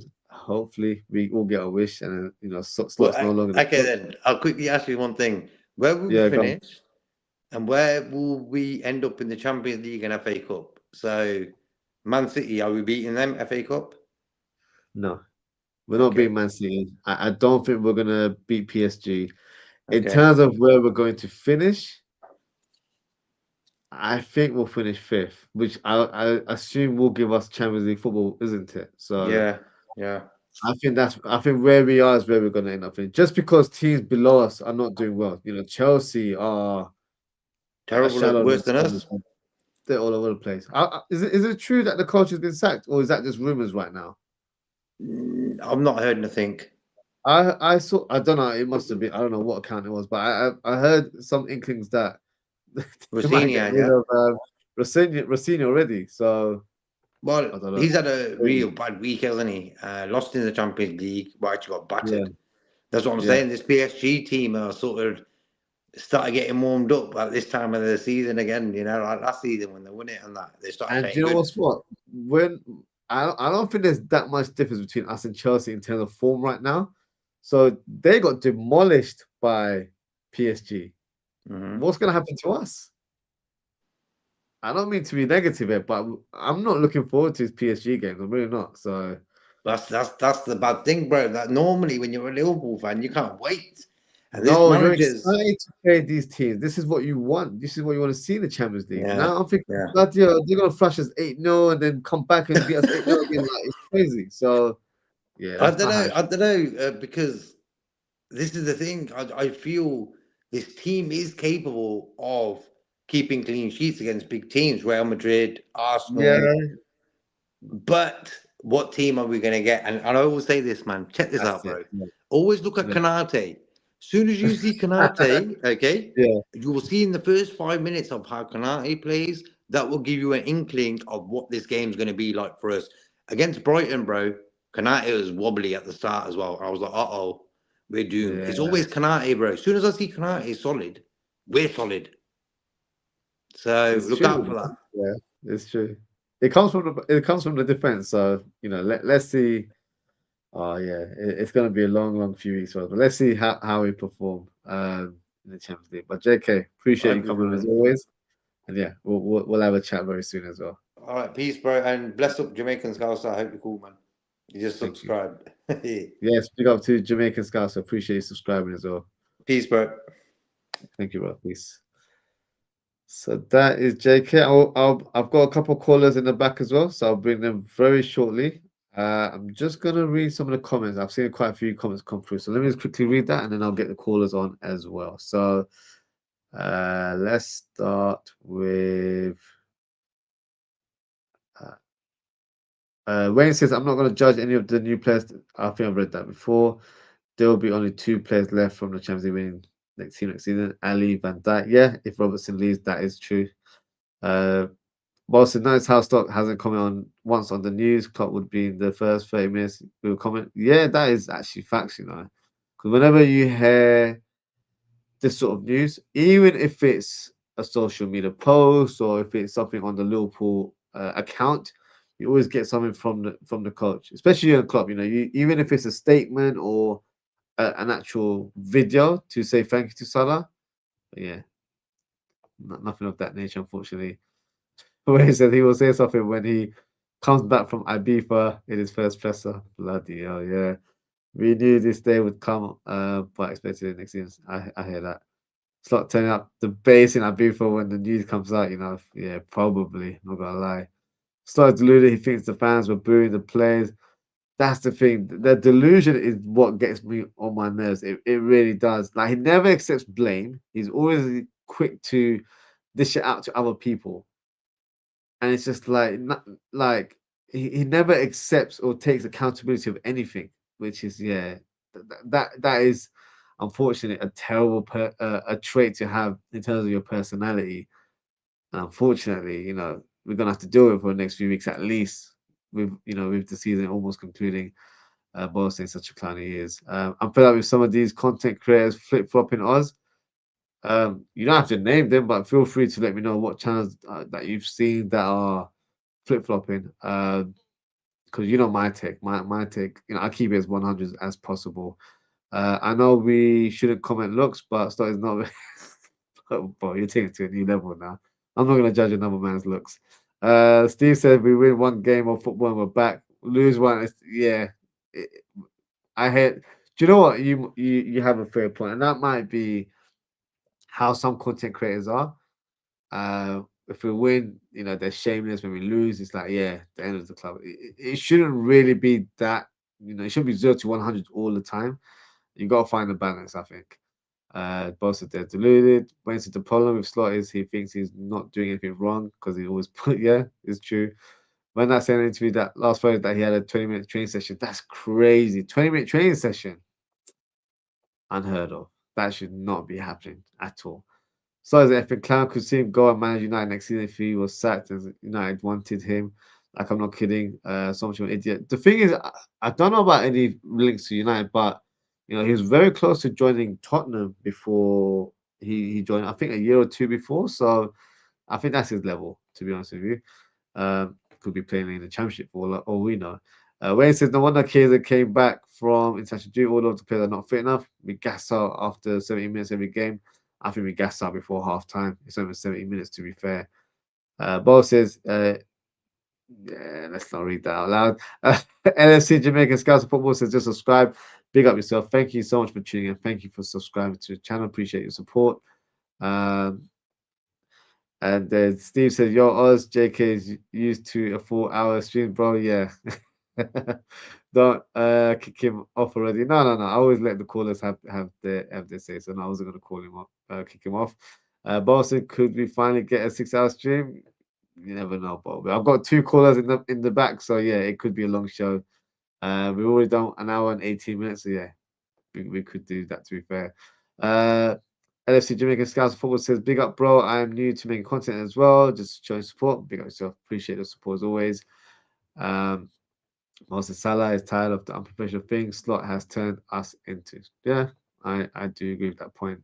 Let me bring on back Liverpool, and then I'll bring on Double D very shortly as well. Back Liverpool, are you still there? Yeah, Ozzy, I'm here. How are you, Ozzy? How you doing? I'm good. How are you? I'm good, thank you. So, Ozzy, couple of things. Sorry for the noise. Just couple of things I want to Yeah, say. And number one, I think go for it. I was expecting a breaking news that Slot has been sacked, only to get a breaking news that Salah is leaving. So, will I say it's a good news and it's a bad Yeah. news too? Because that's my expectation. As soon as I hear Liverpool breaking, wow, I was so happy. But that's by the way. Ozzy, I think for Salah to leave, I think it's just a discussion between the club and him, Mohamed Salah. I think the club must have said to him, look, or must have said to Rami Abbas, which is Salah's agent, look, we are trying to bring two wingers next season, and we are not going Mm, to guarantee your clients a place in the team. You know, the way club did to Jordan Henderson. When yeah. Henderson came to club and had a discussion, even Fabinho, and club say, look, I'm bringing in four midfielders, and I'm not gonna Yeah. guarantee you a proper playing time, and they had to leave. I think that was what happened. That's what my opinion. That's not what happened, but I think that's my opinion. They called Salah and say, oh look, we are bringing in two wingers, and we are not going to guarantee you a place. And you're a legend. We don't want to kick you out just like that. So Yeah. just make an option. If there's an open option, that's okay. If you still want to stay, we are still happy to have you. But when a club is saying that, they are indirectly telling you your time is off. You know what I Yeah. mean? So Yeah. Salah had to use the tongue to count the teeth and say, oh, if they bring these people, I don't want to just go in like that as a bench player. The best thing, let me follow the route of Kevin De Bruyne. So that was what Salah did. That's number one. So to me, number two, uh, the problem that we have with slots. That's what I'm saying. The club entirely, why we are not doing well. Ozzy, if you have an engineer or an architect who draw a house and give Yeah. you to go and build, the architect has drawn the house already. He knows the component and everything he has done in that house. If there is a mistake or there's something you feel that should be there, it's something that either the engineer or the architect need to come out and say, oh, how are we going to do this? The Yeah. issue is that Klopp built that club. And when he built that team, there was something he was going for. That is a defensive midfielder. He went for Chouameni. It didn't work. As soon as he saw Caicedo, club doesn't like buying big money player, but he was ready to spend 115 million Yeah. or 111 million, if I'm not mistaken, to get Caicedo. Right. He saw that as the only thing he needed in that team. And when he didn't get it, he went and bought a makeshift player, which is Yeah. Endo. Endo, And yeah. at some point he coached. There was a point in last season where Endo was so good. We were even comparing Endo, using Endo to compare so many defensive midfielders. You know what I mean? Yeah. And the Jurgen Klopp that built that team, there was also something he built in that team. He he built that team with wingers. Mm. Let me go back to Origi. Origi is a winger, not a striker. When he had Origi, he had Mane, he had Salah. He brought in Jota, which is a winger and a striker. He brought Yeah. him in. When he saw that, oh, Mane, you're not, it seems Mane is slowing down a little bit. He brought in Luis Diaz. Yeah. And when he saw, oh, it's like Luis Diaz and Salah is not enough, he brought in another person, which is Gakpo, prime Gakpo. So Mm. he built that team with wingers. He like fast-paced wingers. But Yeah. as soon as he came, Slot was using those things. It was working for him. And after playing PSG, Slot said, no. It's like, I'm going to build this team like PSG, such that it's going to be a midfield play of David Ruiz. Yeah. What's the name? David Ruiz. What's the name of this Portuguese guy? And the two Portuguese guys. He has to. Vitinha and João Neves. Yeah, Jao Neves. And he said, oh, no, no, no, no. This is the way to go about it. Yeah. You have to go. The person that built this team know how he built that team. Ozzy, our defense is not the problem. The problem is our midfield. Yeah. The problem is we don't have our defense is strong. This was the Mm. defense we've been using season on. Did you remember when we played Real Madrid? Konate was at the top. The Yeah. first final we played with Real Madrid, Konate was at the top. This defense is good. The problem that we have with this team is that the midfielders. Imagine Yeah. James Milner, James Milner.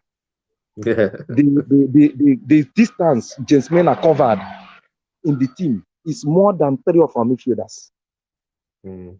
I saw that start. I was like, the distance is covered in 70 something minutes he played is bigger, is greater than what our three midfielders covered in total. Yeah.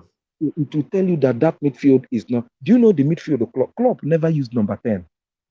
Fabinho, No. Henderson, Wenadum. Even when he brought Keita as a number 10, he sometimes he doesn't play. He introduced Keita. Keita, okay, come and be playing 8.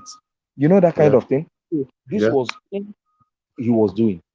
So at some point, he didn't. This guy came and changed a lot. So that Mm. this nemesis of what he's changing to what is affecting this club today. So he Yeah. has to go back. Either he leaves the club, or he has to go back to the original thing the builder did. The builder did. You know what I mean? By Yeah. building this thought that you have to introduce a DM and a winger. Fact. So this, This is very true. yeah. So this is where the issue is. So to me, I think Salah will leave. it's obvious that Salah will leave. Yeah. Yeah, Gakpo will leave, and yeah, Gakpo will leave. I think to the Gakpo they're gonna sell him. I They're gonna hope sell so. him. They're gonna cash out. I think Curtis Mm. Jones. I think they're gonna cash out. Yeah. Yeah, I think these three players they're gonna do 3 in, 3 out. Who That's what do I you think think they're gonna would be do. the players that would come in? Who do you think they're going to try and target? Yeah, I think the guy in Leipzig is looking more likely. I think they've that deal. I think is that winger is. I think Diomande? is Diamande. Yeah, I think it's 75% completed. Okay. Yeah, I think that day they're gonna do it, and I'm looking at they are going to sell Curtis Jones and they will bring a DM. Mm. Yeah, I don't know the next winger, but I think what I'm thinking is if they don't see a winger, what they will do, they will try and get a striker and convert a Kitike as a winger. If they don't get the second winger, Yeah. that's what I think they will do. But what I know is 100%. I think they're gonna bring. Even Fabrizio said it. They are looking at 1 or 2 wingers, so I Mm. think they're gonna get them. No, this Mm. I wouldn't be surprised if we're in for Anthony Gordon. I can see that being Yeah, rekindled. yes, this is another person. Yes, because when you say Curtis Jones, I Yeah. think they're gonna go for 2 wingers. If Salah goes and they would say Gakpo, Gakpo is own is over. So I think they will introduce either Anthony Gordons and Diomande. They will introduce the two. So what they're gonna do and introduce a DM. So removing Anthony Gordon as a grown up, what do you call it? Homegrown. Removing Yeah. Curtis Jones as a homegrown, they will introduce Anthony Gordon to replace Curtis Jones. So I think that's the mathematics they are going to do. But I'm 100% certain that Leipzig guy will come, and I'm at least 50% certain that Anthony Gordon will leave Newcastle.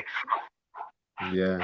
Especially if they don't get Champions League football, they will have to sell what some of their top players to try and balance the books as well. Do you think Son will be there next season?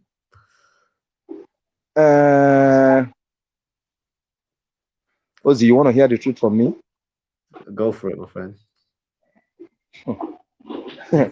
Ozzy, I want Slot to go today, but I don't. I think he's gonna start next season. Oh God. Hmm.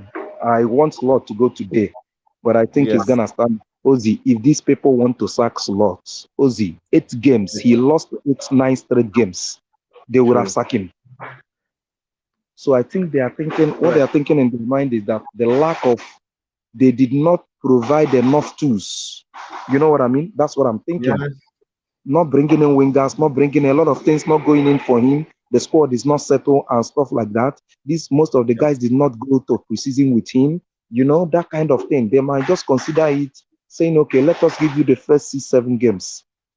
Mm. That's what I think. But if they want to sack him, I don't see somebody. No Premier League manager we lose the type of match he lose, and they will still keep him. It's not possible. Yeah. No Premier League manager. So for them to still keep him till now, and I think that's what the truth I'm telling myself. I want him to be gone today. But the truth I'm telling myself is I see him stay continuing next season. He will not continue next season if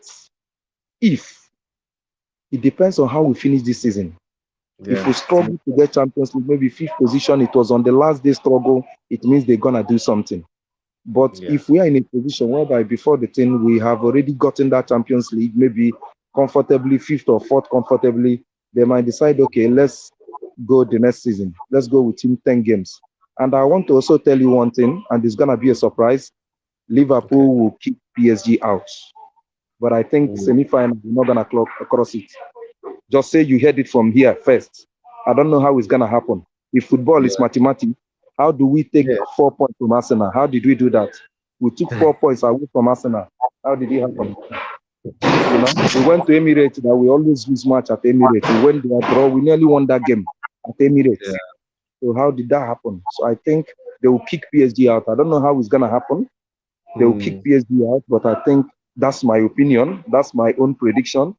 But Yeah. I think semi-final they might not escape it. No, it's fair enough. Yeah, Yeah, we'll definitely call in when we face PSG, and then yeah, we'll see yeah, if I you're will. predict. I will. I will. Yeah, because one thing is that I don't see PSG as the way people see PSG. You know, Mm, Chelsea nearly skipped a result in Paris. yeah, And the problem that Chelsea had in that match was that that goalkeeper error, as soon as it was 5-2, Chelsea was chasing that game. yeah, Already in Stamford Bridge, we are chasing that game. And chasing yeah, that game, a lot of things did not go well for them. Their defense line and a lot of things did not go well for them. But assuming as a 2-2, and if not that mistake, Chelsea would have escaped there, either with a draw or with a win. And coming mm, to Stamford Bridge, it would have been a different ball game. I watched PSG versus Monaco. I don't think mm, PSG. I don't. I, yeah, it was a but very tight game. You understand? yeah, So having rest, bringing in Alexander Isaac, which will be a very big boost for us. yeah, I think we are going to give them a go. And then one thing that you have to give to this lot is when you win slot and win him again, he will not like you to do that again. So he comes up with a strategy. Galatasaray did it. And the only match we played well this season was against Galatasaray at home. And he said, no, it's not this time. So he's not this time coach. He's a coach who mm, does that. And we know PSG is that match is still on his head. It has not left him. So I think something will happen in that match. I don't know. But my yeah. prediction is even if PSG win, it's gonna be very tight game. Very tight. But I see Liverpool sneaking something, just some surprise. Do you know what? I wasn't as excited for that PSG game now, but based on your prediction, I'm looking forward to it a little bit more. So yeah, I'm Yes, intrigued to yes, see what unfolds. But back yeah. Liverpool, appreciate your call Yeah. as always. Very good call. You made some very, very valid points. So appreciate your time, and hopefully we'll speak Thank to you you so soon as much. well. Thank you so much. Take care. Speak to you soon. Thank you. Bye. I've also got Double D in the back, so I'll try and get him on very shortly. Let me read some of the comments before we move on. So here we go. Let's go through some of the comments here. Uh, where are we? What was the last comment? From Bo. Bo says Salah's tired of unprofessional things. Salah has something too. FSG have no backbone. Back Liverpool, yeah, it's true. They gave a propaganda video with Billy Hogan early season. Remember? Yeah, that video was absolute shambles. Like it was so clear cut in terms of what they were doing. Um, Shambolic behavior from the club to even do content like that. Honestly, ridiculous. 116 million British pounds. Is that in regards to Verts? Verts is my client. I'm not gonna throw digs at him. Bat Liverpool bomber. Look, I think Bat Liverpool makes a valid point though. I think in regards to his comment about the discussion, I'm pretty sure it was something along those lines. I think the conversation would have been where early in the season after that Leeds United game, they would have said to him, "Look, what you did was out of order. We don't accept that kind of behavior." So then he kind of would have been given like a warning. But then the second part of that conversation would have been where, look, this season we've lacked pace on the width. So we need to address that by signing two wingers. And unfortunately, we can't guarantee you guarantee you first team football. You may have to sit bench here and there. So it's your decision to what you want to do. So that's probably why Salah's been. I wouldn't be surprised if that was the conversation there, to be honest with you. But unfortunately, since that Leeds United issue, I think FSG have always had that in mind that they're going to part ways with Salah. I think it's always been the case. Steve says, how do you propose we go about acquiring the services of Bradley, Jean Manuel, Esolisem, Ado, Bakola Oz, or Bat Liverpool? Um, he needs to be one of our prime targets, if I'm being honest with you. I think we need to present a project to say, look, you're going to be the guy that comes in to replace Salah, or you're going to be the face of the club, for the long term because he's a young player, and I feel like because he's multifunctional as well, he can easily play on the right wing, and we can have Rio on the left hand side. Like that would be crazy. Imagine Rio and then Barcola on the other wing. It could work. So I think there's a chance that we would try and sign Barcola especially back Liverpool mentioned that Gakpo. If Gakpo is to be sold, which is something I've been vouching for, I just don't know if it's going to happen. But if that does happen, yeah, we have to sign a player like Barcola to come in, and then you have Rio and Barcola, either playing in the same team with Rio playing on the left, Barcola on the right, or they're in rotation on that left wing position, whatever the case. But Barcola has to be one of our prime targets this summer. Bossa Hughes has already proposed to slot Steve. Imagine last day of the season, Salah gets the winning goal, send us to the Champions League next season. That would be a lovely way for him to part ways. Yes, that would be amazing. Steve said, is back Liverpool calling from an active construction site? What are those noises? I couldn't hear the noise at the time. I saw the comments popping up. I couldn't really hear. Maybe because I've got on loudspeaker. I'm not wearing headphones, but I didn't really hear it. At a restaurant, man is building a house while calling us. Um, and it's a hand, like one hand folding the other. Uh, so they say the shells will be wonky. You guys are funny. Ozzy trying not to laugh. I was reading the comments there. I was trying not to laugh. I was trying to focus on back Liverpool's comments there.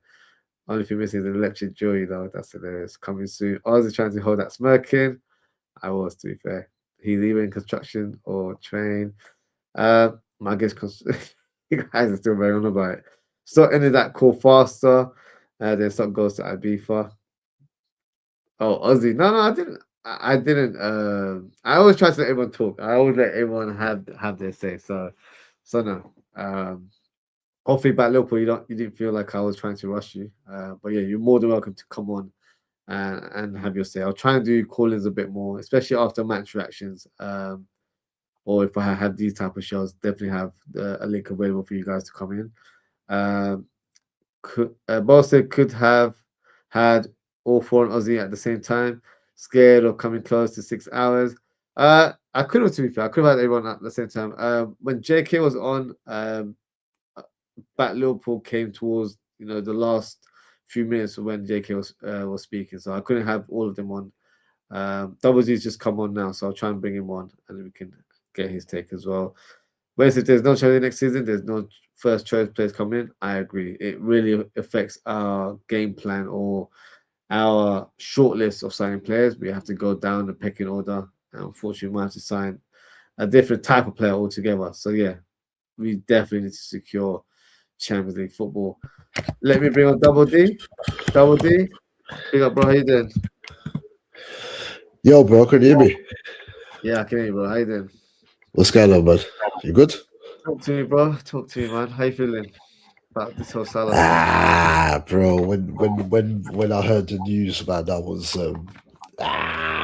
because I saw that he tweeted something, and then I saw that I think it was Paul Joyce retweeted it, Yeah. and I said, yeah, and I thought, yeah, he's gonna say that he's leaving, man.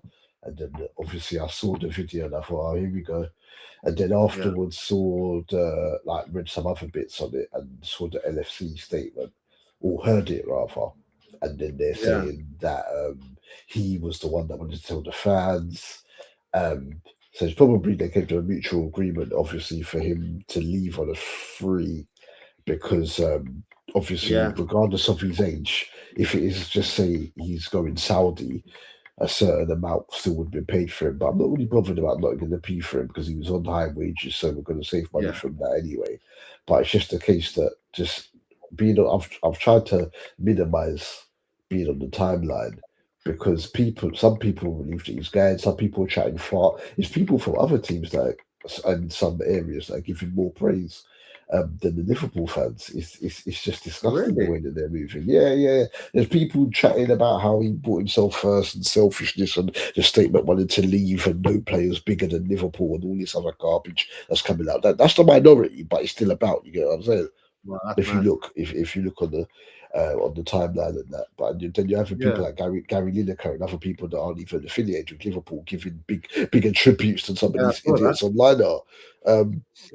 Yeah, it's crazy. A true legend, but you'll still get these idiots that will come up with stuff like, "Oh, I don't like the way he dribbles. It's not as aesthetically pleasing. It's this, that, and the I hate next." when people say that. That really that pisses me off. Because listen, you just need to watch Salah from his Egypt days when he was like an 18-year-old.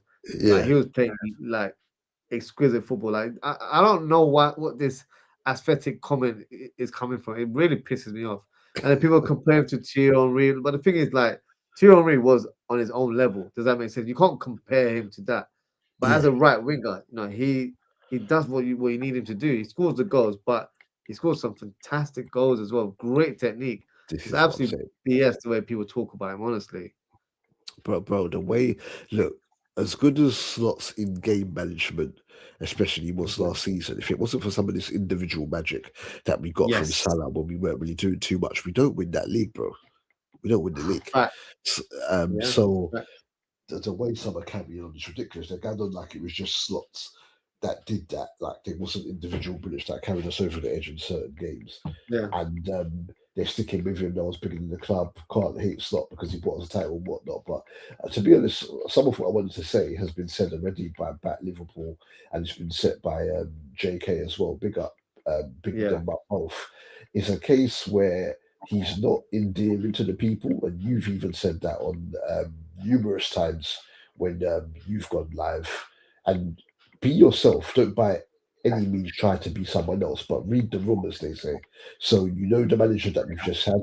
He spoke on issues, man amongst men. He spoke on social issues, etc. He had his way. He came in, and the people loved him regardless. Even when we were mad at some of the yeah, starting lineups he picked, etc. It was love. So if you've done your research, we know that you've watched previous games, because you said it over and over again, and you said things like you thought we wasted energy pressing, so you don't want us to press like that, etc. And it's evident because we're just walking around and getting outrun by nearly every team that we play. But in terms of the way you talk, like the yeah, sarcasm at times and the stuff that he comes out with, whether it's a post-match interview or it's a pre-game press conference or yeah, whatever, it's like read the room. All these shots at Klopp, like, yeah, I'm aware that the club was in the Europa League a couple of years ago, yeah, and they've yeah, only won one prem in the last how many years before I was here and whatnot. yeah. You're talking like Klopp walked so you could run, bro. Yeah. So like you It'll need be to like he's not a local manager, like he's just some random This guy is in the what I'm club. saying. Like he's just at some like we're some random team. Like he just took Bournemouth to the title or something like that, bro. Like I'm Yeah, thinking, where does this guy get off? Like what's going on? You get it's me? true. Oh, come on. Big up Bowl, always, and To big his up team as Steve well. as well. Yeah, big up Bowl, big up Steve as well, man. But yeah, it's just now I don't feel comfortable. And even obviously, Bat Liverpool said that it could get worse because our homegrown quota isn't what it should be. He's fallen Yeah, out with Curtis Jones. Uh, and it's just stupid. This was this guy. Not like even I've never been this annoyed about man. It's crazy. Less than 12 months since he won us the league. I've never been this annoyed by Liverpool manager since Hodgson was in charge, bro. You same, know me. same. You've known me for like what almost 30 years. Yeah, You know that I yeah, never call for managers' heads, bro. I never call for managers' head. So you get what I'm saying? But like, what's going on? What's yeah. It's going on? crazy. I'm trying Oh to my think as well days. because, like, even when we had Rodgers, like, I know for me, I wanted Rodgers sacked straight after that last game in the season where we lost to Stoke City. Was it 6-1? Some crazy score like The that. Gerrard. Yeah, That game was hilarious, and they let Gerard score. Remember the ball broke to yeah, Gerard, and yeah. no one went to go tackle him, so he can. So he should have been sacked there. But obviously, the way things panned out, it kind of worked to our favor because if we had gone for a new manager, it might not have been Jurgen Klopp because he just left Dortmund as well. So, he needed a few months of holiday, I guess, and then October was the perfect time to get him. So in hindsight, it worked out perfectly in that regards. But Yeah, I think you're right. I think Hodgson was the time where I was like, get this guy out. But like with Slot, and look, everyone's like, well, look, he won the league title. But the thing is, look, that's the past now. I'm not going to think about that anymore. Does that make sense? He's I done get that, you. and that can't be used at every argument now. Like, look at the present season. He's been dead. Like, he's been terrible as the coach. So we can't just keep using that as an excuse. Like, we have to look at the present season. If we don't get Champions League football, this club honestly is going to struggle in the short term. I'm Yes, telling you. yes. Because the Do you know what I money, mean? bro, We're going to the, struggle. We're not going to attract those players again. the revenue, and the thing is that let alone Champions League football, we might not even qualify for the flipping Europa League, bro. As it stands, we are. Believe me, we are that bad. And people every week, people are like, "Oh, but you've got this player, you've got that player." But morale is a huge thing in football. He Yeah. can't motivate these players. You add the amount of people that are out of form is unprecedented for us. And then even on top of that, the tactics, bro. Look at Saturday. Even whether you use Yeah. a big sample size or you use a small sample size. Look at Saturday. Ekatike comes off early. So before you bring Chiesa on, he brings on Curtis Schultz. Then who Yeah. the hell is playing right back within that team? Because Frimpong was bursting forward. Jones was meant to end Yeah. up covering when he was going in field. We're just all over the place. And then he takes off Canate. So you're making us even shorter. We Yeah. get bullied by them anyway. Brighton could have had at least 5 in the end. It was ridiculous. But the Correct. joke was when we did Yeah, actually they had attack, chance in the second they half. had bare They, chances in the second half. yeah. But the joke we did actually attack. First of it, well, he shot straight in the at the Yeah. plug in the first half. In the Yeah. first half, yeah. But in the second half, we did actually attack whether we Gakpo or whoever. We looked like we could No. score, but that's the thing. There were only 2 or 3 attacks because Brighton were all over us. Yeah. And I don't know how the board can sit there and can see this and think that there's not a guy on that. If there's not been some internal talks or a meeting or whatnot, I don't know. But in saying that, they're happy with him. He's got his grace from winning the league. Because when we first started calling for his head, what did they do? They did that stupid round table thing and put it up I on know. the club website and everything there. I swear we're the only club that's ever done content like that. No other club has done content like that. Honestly, we're actually a joke, you know.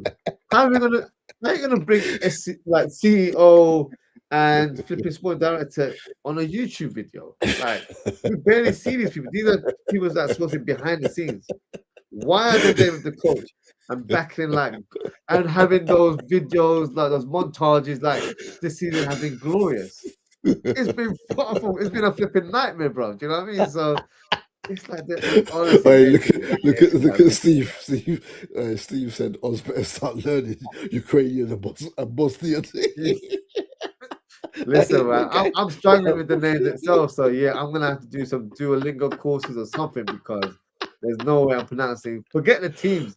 I've got to pronounce the players' names as well, and like, I can't even butcher that. So Hey, we're going Kazakhstan, bro. You get me? It's going to be a mad thing. Hey, Malta, bro. We're going to be trust me. It's gonna be peak, man. And it might not be Europa League. We might be playing Conference League. That's how bad we are. That's right why. now. That's even worse. That's what I'm trying to say, bro. That's what I'm trying to say, bro. Oh my You know god! what I mean? It's a I think mess. Sabozlai said that the other day. He It's said that in absolutely- the interview the other day at Sky Sports. Did he? Yeah, What, he was said like, he said, I don't want to be playing there. Nah, he said something like, "Oh, like you know, if we continue playing this way, like we'll be lucky to get like Conference League or something like that." Bro, give him the captain's armband now, bro. That's a Bro, man. That's a you know man what? who's playing every. That's a man who's Honestly, playing every Babouji, game. Like, I'm worried about Sabozlai, you know. oh, of course, because I'm remember, worried. they've said from time that his dream is to play for Real Madrid. You get what I'm saying? Yeah, I'm So worried. flipping, you think a player that is having the season of his life, though the rest of the team Yeah. is crap, is going to be And cool with going to go play in the Conference League. he's only And gonna we get might better, not, bro. and the joke is we might not even play in that because what people have to realize is that we've wasted all these points against these teams in the lower half of the table. We have 7 games remaining, and 5 of them are against teams in the top half. The teams in and around us. Exactly. We've got to go away to flipping Aston Villa. We've got Chelsea at home. We've got to go to Manchester United. Brentford have got to come at Anfield. And then there's another team in the top half of the table. Oh yeah, Fulham. That's our next game, isn't it? League game. Fulham are coming to Anfield. And look at we got outplayed at their ground, went 2-1 up, and then let it go with a worldie in the last minute. You get what I'm saying? Like it's pathetic, bro. It's absolutely I don't pathetic. know where the wins are gonna come from, honestly. Where the wins gonna come from? Because we got Fulham as well, and I know Fulham's at home, but the thing is that Fulham beat us here and there. Like they've always troubled us over there, especially under Marcus. But bro, the home team doesn't matter. It's not Fortress Anfield anymore. Anfield's a flipping brothel at the moment, bro. It's not Fortress Anfield anymore. So. You get me? Like flipping, anyone can come and flipping get a result right about now. Trust 3 home me. defeats, bro. We didn't lose under Klopp at home for 4 years, and we've 4 lost 3 years. games already Can you this imagine? season. Honestly.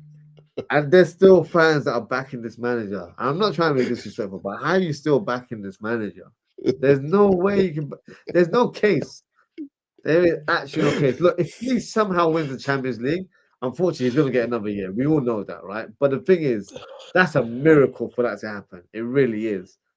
But otherwise, there is no way this guy can be here next season.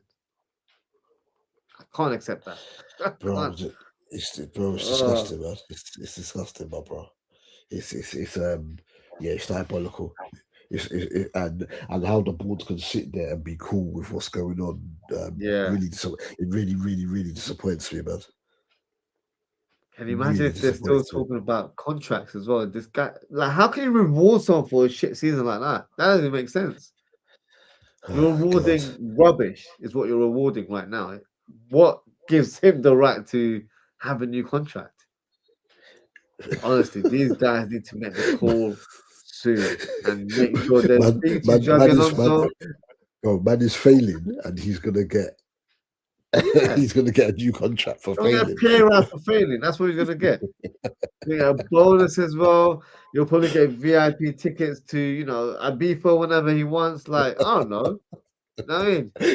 First class tickets to that part of the world.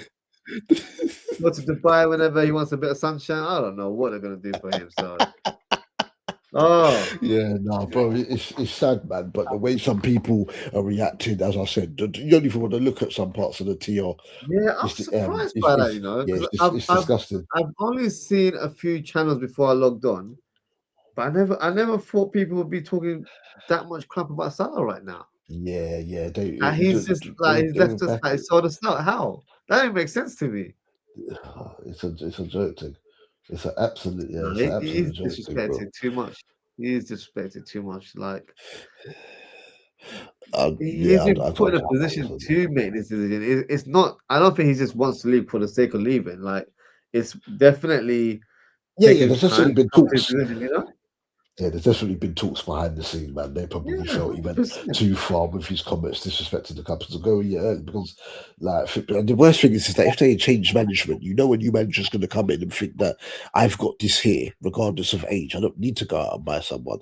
But what we Yeah, do is we ease in. So then, obviously, Diamande, for instance, Matt was talking about earlier, can play on the left or the right. He's yeah, 18 years old at the moment. You get what I'm saying? yeah, That's someone that you can bring in because then they don't need to play every game at this age. You get what I'm saying? And yeah. ease them in. Salah goes into the sunset of at the end of next season, and then flipping Sure. that player's already ready. They've already been used enough, and they're going to destroy. Yeah. They've got up to with the physicality and whatnot, and then they can do their thing. So yeah, I don't. Yeah, I You're just don't you're understand it spot on personally. because for me, if obviously Salah's going now, but if they plan on replacing Salah with Elise, then I kind of understand the decision to let him go, right? But if Yeah, it's Diomande, and I'm not saying Diomande is not at a good level, he's at a very good level for his age, but it's exactly what you've just said. The more logical approach would have been to allow Salah to play the remaining year of his contract, have Diomande join us this summer, and he can learn off Salah. He can yes, understand the role. So then next yes. season, when Salah does depart, he's ready made. If we were to sign Diomande now to replace Salah in the lineup, that's a lot of pressure on a kid. This is what I'm saying, bruv. And you know that flipping how unforgiving the media are as well. Yeah, So as well as that, as the fans, and what you have to realize about our fans is on the European night, our fans are absolutely brilliant. But in these league yeah, games, because they're not seeing good football either, that's the worst thing as well. Why Slot yeah, contradicts himself because he's saying that he thinks good football is more important than winning, but we don't even play good football, so you're just chatting out your mm, ass. But it's the fact as well is that though he's a teenager, the crowd can get on too quick. You understand what I'm saying? yeah, And yeah. and I think obviously as because well. it will be a big money signing, so that might Yeah, unfortunately exactly, get that exactly. opinion from the fans. Yeah, it's true. And you know what I'm saying? So ease him in and then let him do his thing, man. Because but even if we were to sign Diamande, that would probably be more a Hughes thing than Slot, because look how he uses look how he uses Rio. Yeah. He only brings the banner on when we're losing, for goodness sake, or we're 5 drawing to minutes. get a goal. Like, the pressure is just unnecessary the way that he maneuvers. So yeah, it's all mad, broski. It's all mad. I Bro, don't know what's. I'm done with this coach, man. There's nothing that I can say that is a positive about him staying. There's nothing there. Like you said, you said you've never been fed up with a manager. I have to agree. I think he's the most frustrating manager we've ever had Yeah. in our lifetimes, anyway. Like, I don't remember Roy Evans being this bad. I don't remember Joe Houllier being this bad. Rafa Benitez wasn't that bad. Bro, this guy is on a different level, man. And like, he's deluded as well. His sarcasm is at a different level that really pisses me off as well. I just don't get. I just don't get. I just don't get his sarcasm. We're losing Yeah, games out sarcasm here, is and the mad. brothers there laughing. Like, People don't get British sarcasm. Yeah, I don't get Dutch sarcasm because boy, his sarcasm is next level, love. You know what I mean? Honestly, it's next levels. Yeah, I just don't understand it, bro. I just don't get it. I just do not get him at all in the way that he maneuvers, and yeah, it's just a shame. I don't know what's happening to the club, bro. It's like we sold our souls on some Dr. Faustus thing to get to get this latest title, and then it's all gone tits up, bro. It's all gone Pete Tong, as they say. You get me? Like, I just don't understand. So bad, but it goes to show you the quality of this league. People will say we're hating because obviously it was like Arsenal going to win it, but it shows us the quality of this league, that we've still got 7 games to play. We've lost 10 already, and we can still qualify for the Champions League. Yeah, it's not a good league. It's not a good league in terms of how you mentioned it, in terms of the table, but performance, that's not a good league. It's not. So, and it's not because of Arsenal. I know fans will say, "Oh, it's because no, it's not because of them. It's not because of them. Yeah, but they're it's just able to exploit the way it. the league is like so clustered in terms of that middle of the table. It's like that's not even showing any competitive like levels. It's just showing that teams just don't know how to win. They're not getting over the line. It's not consistent enough. So Exactly. oh, I don't know, man. Yeah, it's terrible. It's worrying, It's terrible. It's so terrible, man. It's just bad. Like, Who do you think comes in? Do you think it's Diamande that replaces Salah? Or do you see it where maybe we don't sign a Salah replacement? Elise's been the one I've wanted since he was at Crystal Palace, to be perfectly honest. But Same.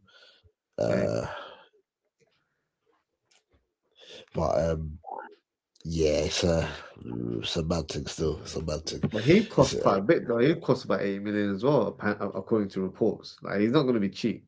Oh no, he'll be big money, because that guy has just been absolutely amazing. He's been good. This season, man, the G&A is just too much. But I suppose, yeah, like, life's good dropping the ball off to Harry Kane. You get me? But it's him scoring himself, and it's just how easy the game comes to him, and he takes people on, man. That's what we're missing. Like, how can Rio, as young as he is, like, is the man in the team that just comes and just, but that's when no one can do what Rio does in our squad, which is crazy. Like, what I'm not even trying to discredit Rio into the way he does, because obviously he's a young kid, he's doing his thing. But he should be looking up to our wingers, thinking, "Oh, I want to do what they're doing." But exactly, they're looking at him as the example. That's not how it should be. He's a young player coming through the ranks. How do we not have proper wingers in our team is beyond me. And that comes from the coach. Bro, look, I'm a big Alexander Isak fan, right? But they spent, because of the fact that Newcastle were trying to play hardball, and then they've ended up with Neva striker. Because they've tried to play hardball with us, we've ended up with both the people that they wanted themselves to try and play as a double in their team, yeah? So it's when we spent so much time sorting that out, that we have like neglected the other positions in the team. We could have had Yes. Gahey, which would have meant that when Kanate was going through his bad patch, it could have been even the case we gave him a week or two off. If it's the case, obviously, Yeah. depending on how long his dad was ill beforehand, to may his dad Yeah. rest in perfect peace. Yeah. Because you could see that he was troubled, and then he came back after, and he was playing, giving it all for about a month after his dad passed. He's brilliant, but now Yeah. unfortunately, in the last couple of games, he's just not been on it. But Slot Yeah. realizes that. That's why he always takes him off. But it's the fact he's taking him off to bring on a midfielder, and then issues there as well, and just making us like. I think it was Bowl. Even I don't know if it was Bowl. Steve said in the comments that our midfield just gets run through. And it's the truth. Yeah. We're too easy to play against. You've spoken about a lot of the stuff that you've said is similar to what Yeah. I've said on our radio show. Salah Yeah. up front, Salah should be played closer to goal. You saw him closer to Yeah. goal against Galatasaray, and you saw what he did mainly in the second half. At the Yeah. back, do something. Like if things aren't working, what is the point in Yeah. having Calvin Ramsey on the bench all that many times if you're not going to use him? Then in the midfield, Gravenberch was one of the best players last season as a deep line six. You've let him play in this free role, but we're open up Yeah. as it is. McAllister has been played the World Cup, two Copa Americas and whatnot. He's played so much football this season. It's caught up with him. I believe there'll be a better McAllister next season. That's if they don't sell him in the summer. You get what I'm saying? So with the legs Yeah. gone, we're too easy to play against. Missing chances up top. Like when have you seen Liverpool only have scored 50 goals after this amount of league games? Yeah. That's We're wild. normally minimum 60. You get what I'm Easily. saying? Sheer minimum. Mm. Normally, like probably about 65 right about now. And we're just struggling. Obviously, we've not got the same names there, the Marnes, etc. there, but it's just disgusting to look at. And I don't even see now how I can be, unless Isak does a madness, how I can be optimistic about next season if Slot is still the man at the helm. Yeah. But it looks like they're going to keep him, which is probably why Salah's saying, well, boy, the brother don't want to, this bald headed brother, yeah?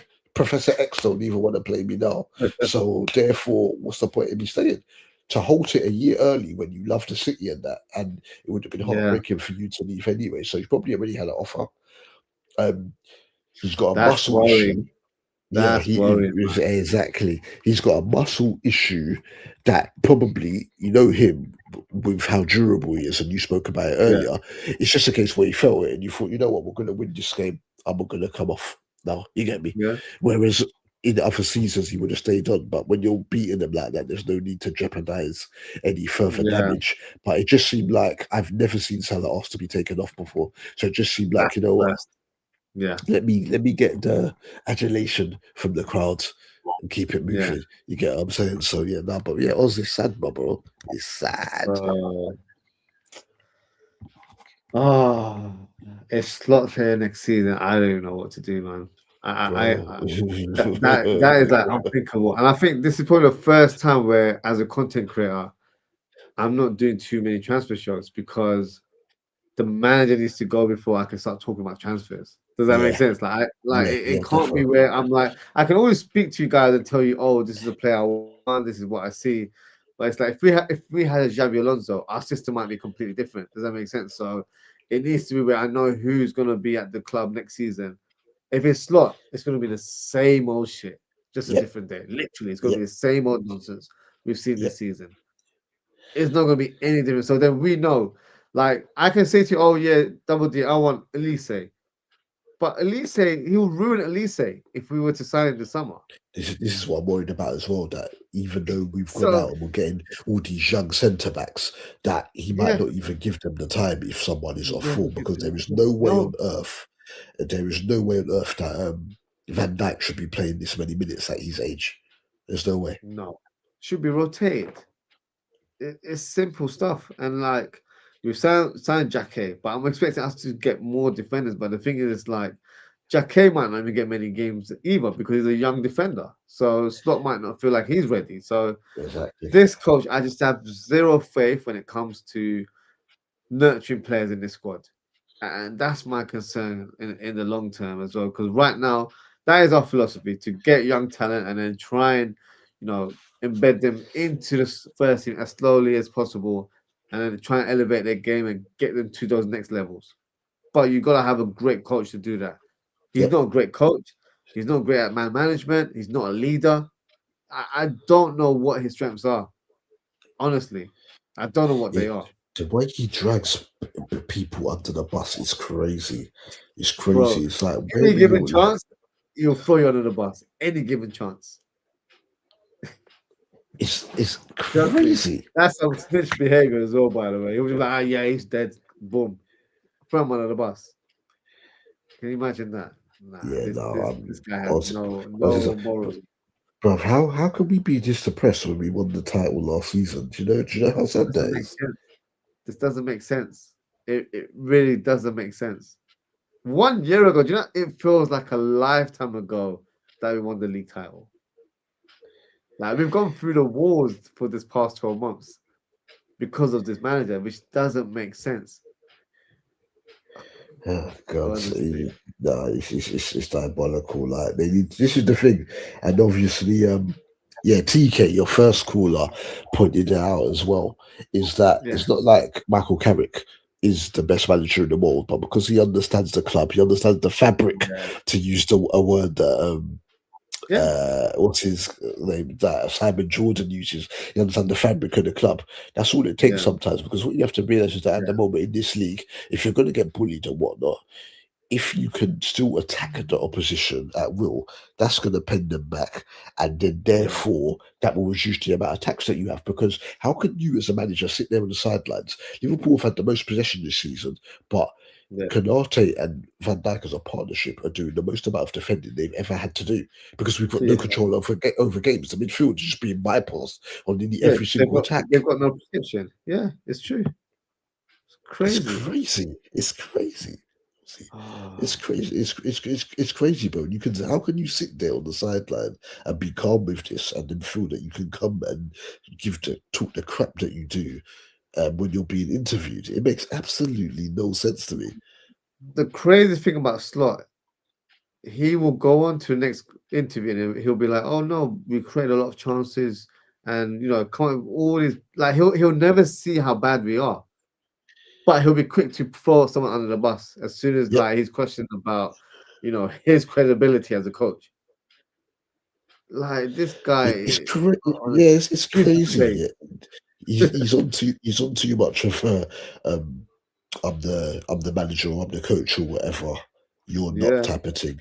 Just talk to the people. Like, you're not endearing, bro. So if you're not going to be yeah, endearing, you better make no, sure that you're winning as many games as possible. And that's just not the case at the moment. You can't see where those wins uh no. I don't know where really are those going to wins are come from. coming. I'm not even trying to be dramatic. I don't actually know where these wins are coming from. We've got a tough run of fixtures, and we really do. Everton, they're not far away from us. They're in around Bro, that. the way Everton books Chelsea, they are going to embarrass us. Because if you remember, when we beat them at Anfield, we started off with Yeah, probably one of, at the time, it was our best first half of the season. And then as soon as the yeah. second half started, they had us penned back in our own half. They might do that to us this time around as well. You get what I'm saying? They booked Chelsea, Mm. bruv. You've got Dewsbury Hall playing in the free role, Dwight McNeil cutting it off to right. Like, I just could not see. That is I could just see Kirkers getting booked early in that game and having to get dragged by Slot, bruv. That's all I can see, bro.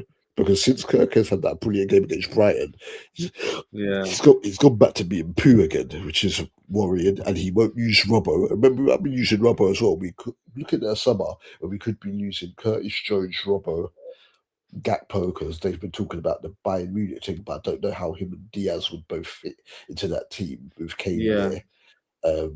Yeah, I don't know. Yeah, I honestly don't know, man. It's just so sad. You win the title, and then you're this much of a mess the Ah, following season. And we were gassed in the summer because we're thinking, rah, we're spending money.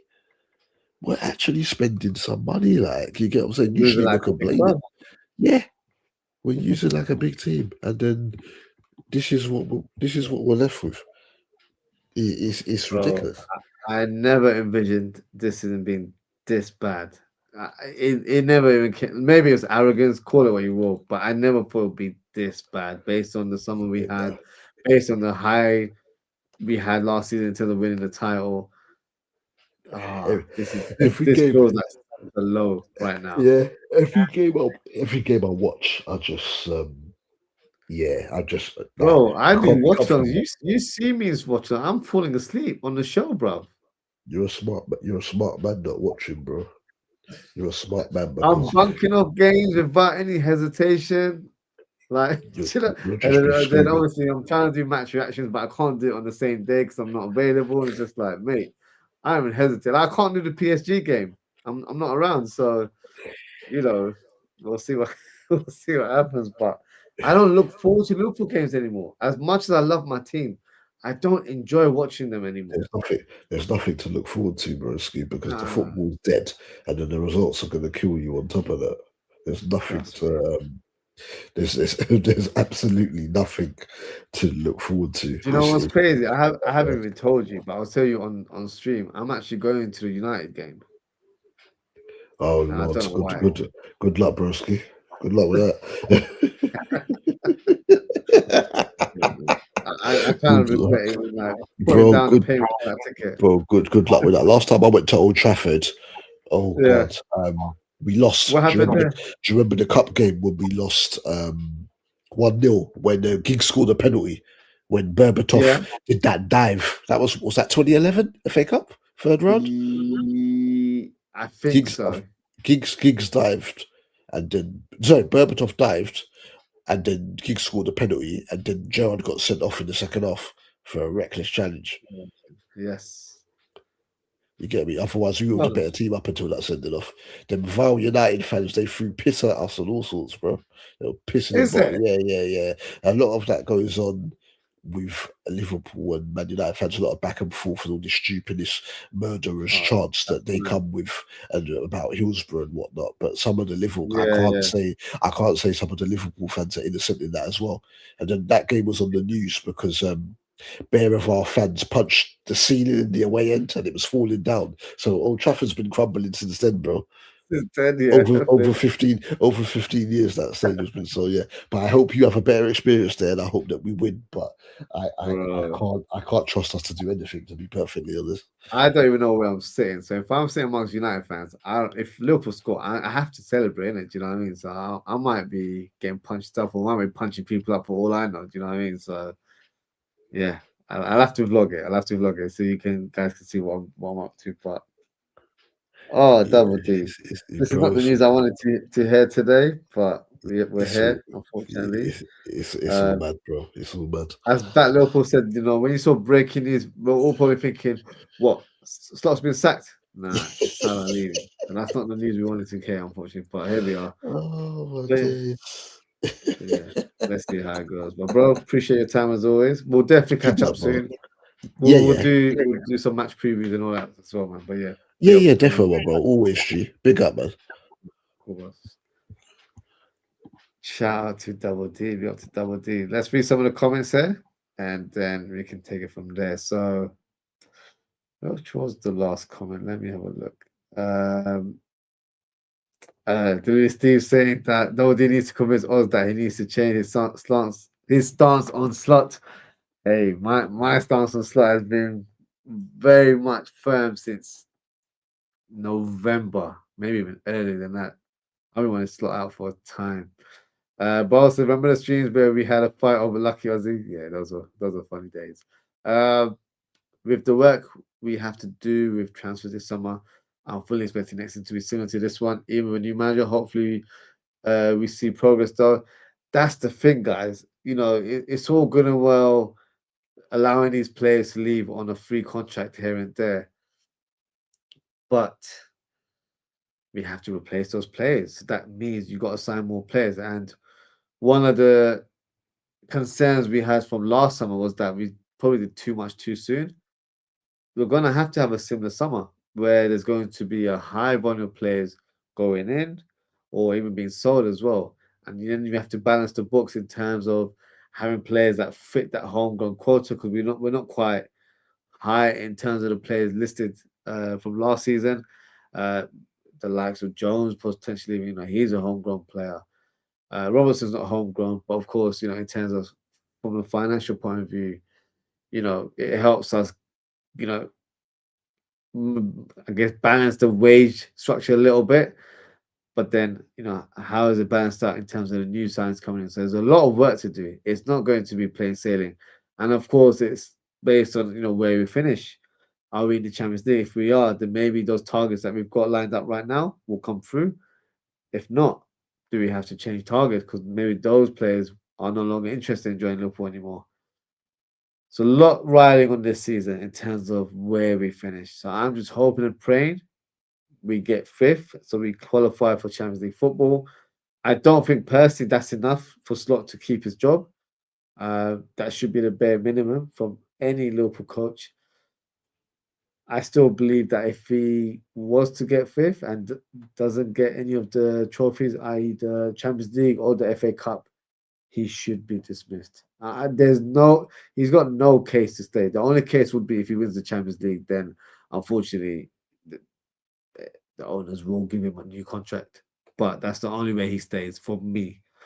Do we still say Oz will be doing live streams from Kazakhstan, Azerbaijan? Yeah, can you imagine? Match day vlogs. Can you imagine me traveling to those parts of the world just to cover matches? Yeah. Even me doing a watch line, I'm gonna have to learn, like you just said, I start learning Ukrainian, Bosnian. I've got to learn all the languages in Europe. So yeah, Duolingo, here I come. Bo says Gakpo cutting in against what does that say? Lajaresko, Yeah, see, I'm sure I butchered that name as well. Aussie will be live streaming Liverpool versus Lech Bosnia. That's mad. That's mad. And Shakhtar Donetsk. Shakhtar Donetsk is a good team. They know we're in the Champions League, but I hear what you're saying. Bo says scrap to 1-0 win with Aussie saying that's my manager. This is what he does. Never. I'm not doing a real Ferdinand and going crazy on screen like that. Nah, not from me. Anfield is the slot strip club double D. Yeah, it is, isn't it? Oz is on the VIP section. Getting a lap dance. Never. I'm not affiliated with Slot and his strip club antics at all. This is where his slightly psychos alive. Anfield's a brothel. Yeah, right now. Yeah, everyone's got free entry, unfortunately. Oz is the VIP section of the club. So is the rest of the Premier League teams. Yeah, the Premier League teams, the way we're getting outrun, it's peak out there. It really is. Both said the midfield game run through like Bonnie Blue. Yeah, I'm not surprised by that analogy. This is where Slot gets his inspiration. Bloody hell. Bo says Aussie gonna start singing Unstop La La La La after a 1-0 win at Kazakhstan next season. Listen, if it's got to be done, it's got to be done. Wayne says the worst part is Slot gets sacked in the summer, but he still sings it. No, I'm not singing that song at all. If he's sacked, I'll be singing it from a celebrational type of point of view, nothing else. Bo says trust the process. Nah, I don't trust this process at all. He says I don't have 8 years to wait. Ozzy has no. I don't. I can't wait that long. I've already told you guys if he's the manager next season, there might not be a football tour podcast. So maybe I'll make guest appearances on other channels, but I don't plan on doing a show or I don't plan on doing the channel at all. I can't read that name out, but it says hello to the company. Big up yourself. Thank you for your comment. Thank you for tuning in. You can call in. Yeah, if anyone wants to call in, feel free to do that. Oz won't have me on because he knows it will be an 8 hour show. Wayne, you're more than welcome to come on. We'll definitely try and do more call-ins. I do enjoy the interaction from you guys. So yeah, if you guys want to come on, feel free to do so. But yes, right now it's 2 hours 18 minutes. So you're getting a long show. Longer than I was planning. I was planning on doing a half an hour show. So yeah, you're getting a lot longer than that what was planned from my side. Not in a state to call right now. You're more if English is not my native language. It's all good. It's all good. You're welcome to come anytime. Boss said Wayne Oz would have declined. I would have declined. Like, I'm not that bad. Our friend here does a monologue like he's talking to the parliament. He would have shut down the stream down. Nah, I wouldn't do that. Oz is gonna turn the channel into a cooking channel. I might as well, honestly. Honestly, I might as well switch up the content. It's not still here. So at least I'll get you guys engaged in some point because the football's not going to be engaging. It's not going to be entertaining for us. So got to do something else, I guess, right? So we'll figure something out. Bo says signing players is so overrated. I hear what you're saying, Bo. But the way the club's moving right now, I feel like it's going to get rid of a lot of players unfortunately, some of the young players are just not ready right now. I understand your point, but I think right now, in order for us to compete, we need to sign ready-made players for now. Is anyone here from Liverpool? Because I've got a genuine question. If anyone is, feel free to leave a comment in the chat. I'm from London, so I'm not from Liverpool. Cooking slot. Aussie is, I believe. No, I'm from London, so no, not from Liverpool. Cooking with Oz, I like it. Yeah, we might have to do a show. We might have to do some cooking shows or something. Honestly, I'll get my chef hat on or do something. Um, his strengths are mixing songs and matching beats. Oz, why not? My question is: does anyone else think that tourists ruin the atmosphere, especially in a club like Liverpool? Um, I haven't been Anfield in some time, so if anyone in the chat can elaborate and answer the question, that'd be great. I know that's a common theme that I hear from other Liverpool fans that do travel to Anfield and to away games, that they feel like there is a lot of tourists that come to the games, and that's why you don't get the same atmosphere that we used to do over the years, especially during like European nights and all that sort of stuff. Uh, could play a part, but the thing is, when you are such a huge global entity to fans all over the world, um, they want to come and experience that atmosphere. So we can't really, disregard them in that matter. Um, but some fans will say they do ruin it. I feel like as a football club, we should be open to allowing fans from all over the world. They spend a lot of money to come over to Liverpool to watch them, and it's not cheap to do that as well. So you have to respect the commitment or respect the cause that they've made that step to come over and watch a live game at Liverpool. So yeah. The clipping con, we got yourself. It says how much we're gonna sell Salah for 60 million? No. So according to Fabrizio Romano, he's being allowed to leave on a free. So we're not even going to get any money for him. Ozzy ain't doing the PSG game. No, not around. If I can, I will try my best to do the show. So I'm traveling. So if I can, I'll try. But it might be where I'm doing it on my phone, or it might be where I'm doing it on a laptop. Um, but yeah, I'll keep you guys posted. At this stage, I don't want to promise. Um, but yeah, let's see. Let's see what happens. Um, so yeah, as Wayne confirmed, he's going for free. That is correct. How do I referee in that game? I think you might be right, actually. Yeah. Oz risking his life for his manager. Nah, never that. How many minutes do we need? You think Oz? Let me have a look at the league table. I'll be honest with you guys. I'm concerned about our fixtures because they are not easy run of games. So right now, let me actually share the screen with you guys, and then we can view it together. So let me bring the screen up for you.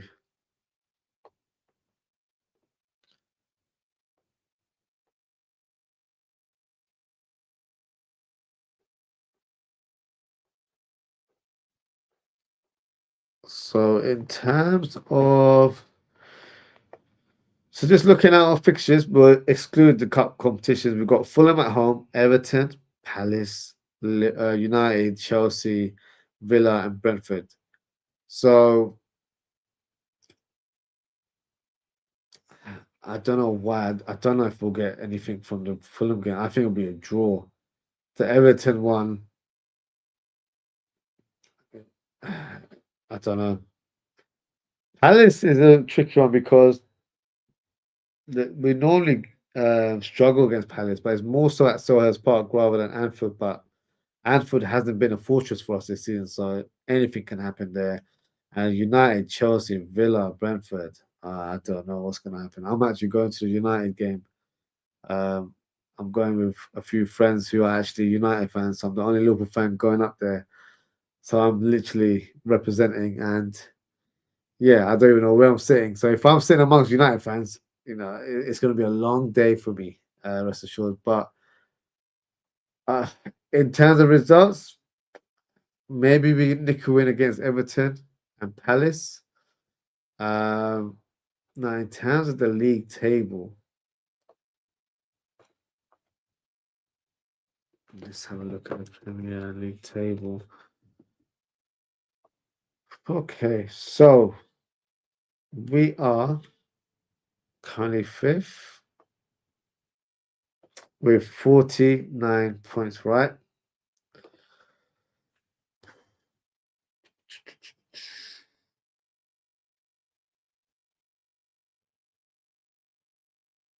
As I predicted, I think we'll finish fifth. I don't see us climbing up the table. I think teams like Chelsea, Brentford won't have enough to get past us. Um, I think for us, we'll need a 2, 3 wins to secure top five. If not, it's going to be a long day. Steve saying 6 points. Yeah, I think 6 to 9. I don't know if that's going to be achievable, but I think it's a minimum of 6. And I don't know if that's going to be enough. That's going to be very much on the wire. So I'll probably say 9, to be honest with you. One win is enough, I believe, since Chelsea. Yeah, I don't know. I don't feel like one win is enough, to be honest with you. Um, we need at least 4, and one must be with Chelsea. Yeah, the Chelsea one, it'll be like a 6 pointer really if we were to beat Chelsea. 7 hours, 42 minutes to go. Oz, yeah, I'm not sure. I can do a long stream. You could do Aussie. Uh, Aussie inviting slot to no way. I'm not inviting slot. Forget that. I'll probably get an egg and just slap on his head if he was to come on my show. So yeah, probably get cancelled for that altogether. Steve says last time I watched a match like live inside Anfield was Klopp's last ever game versus Wolves. Oh, that's a big game that you went to. That must have cost you an arm and a leg because I was trying to get to that game and the prices of the tickets were through the roof. But yeah, that's not a bad game to attend at all. What's that at Lower Kenny? That's pretty cool. Macassar Kwanzaa scored that game. Yes, they did. The good days. Kwanzaa was supposed to be the Virgil, and effing local. Stop doing everything. Do you know what? Yeah, I kind of wish we didn't sell Kwanzaa. I think he would have been great for us this season. He really would have. But Slot just didn't have faith in him. Unfortunately, parted ways. Will we rekindle that buyback clause? It depends who's at the helm. If it's Slot, then no. If it's someone else, we might potentially do that, to be fair. I think it would make logical sense to bring him back. He knows the club, he knows the league. I think with him getting a lot of game time for Leverkusen, he's improved. I know he didn't have the best of games against Arsenal in the recent Champions League game, but he's definitely um, improved, I would say, as a player this season. Ozzy traveling more than Slot, possibly. Go get those miles up. Steve says Oz going to be a new DJ gig in FIFA. Why not? Why not? I'll invite you guys as well. Ozzy's power slot invited him. Yeah, no, I'll invite you guys as well. Why not? I'll get you guys on board. Um, Slot is on top of the guest list. The worst thing Slot has done is made Anfield a playground for opposition. Even when we were really shit, teams were scared to come to Anfield. Listen, Anfield was a fortress at one point. It's not. It's a playground. Probably a good way of describing it, to be fair. Uh, Facts. Oz going to a Legends game or doing a watch along. When is the Legends game? Do you know what? I was supposed to look for tickets. I've totally forgotten about it. If I don't get tickets, I'll definitely do a watch along. Um, is it this week? Oh, if they're selling tickets, I might try and grab some. If not, I will do a watch along. I'm very intrigued to see Thiago Cantara and Steven Gerrard on the same pitch. So yeah, I'll definitely try and do a watch along. Where can I watch it? Ozzy, find that out. You can watch it on LFC TV, so it should be live on that. That's where normally the Legend games are viewed. Uh, Internationally, I'm not sure, but from a UK point of view, it should be LFC TV. Uh, Klopp, Thiago, and Gerard. Oh, that is a great combination there. WD says Saturday, my sister and nephew are going still. Are they? Do you know what? If the tickets are available, I might even try and get some right now. I'll have to check after the stream. But Yeah, I'd love to go. I would love to go. I think it would be a good occasion as well. Not on YouTube. Not sure, to be fair. Do you know what? Let me quickly check the YouTube channel because that'll they normally list in terms of what shows they have upcoming for the rest of the week. So let me have a quick check for you. I don't remember watching those type of friendly games um on YouTube. It's normally LFC TV. But let me check for you and see if uh where are we? Where are we? Where are we? Oh my gosh.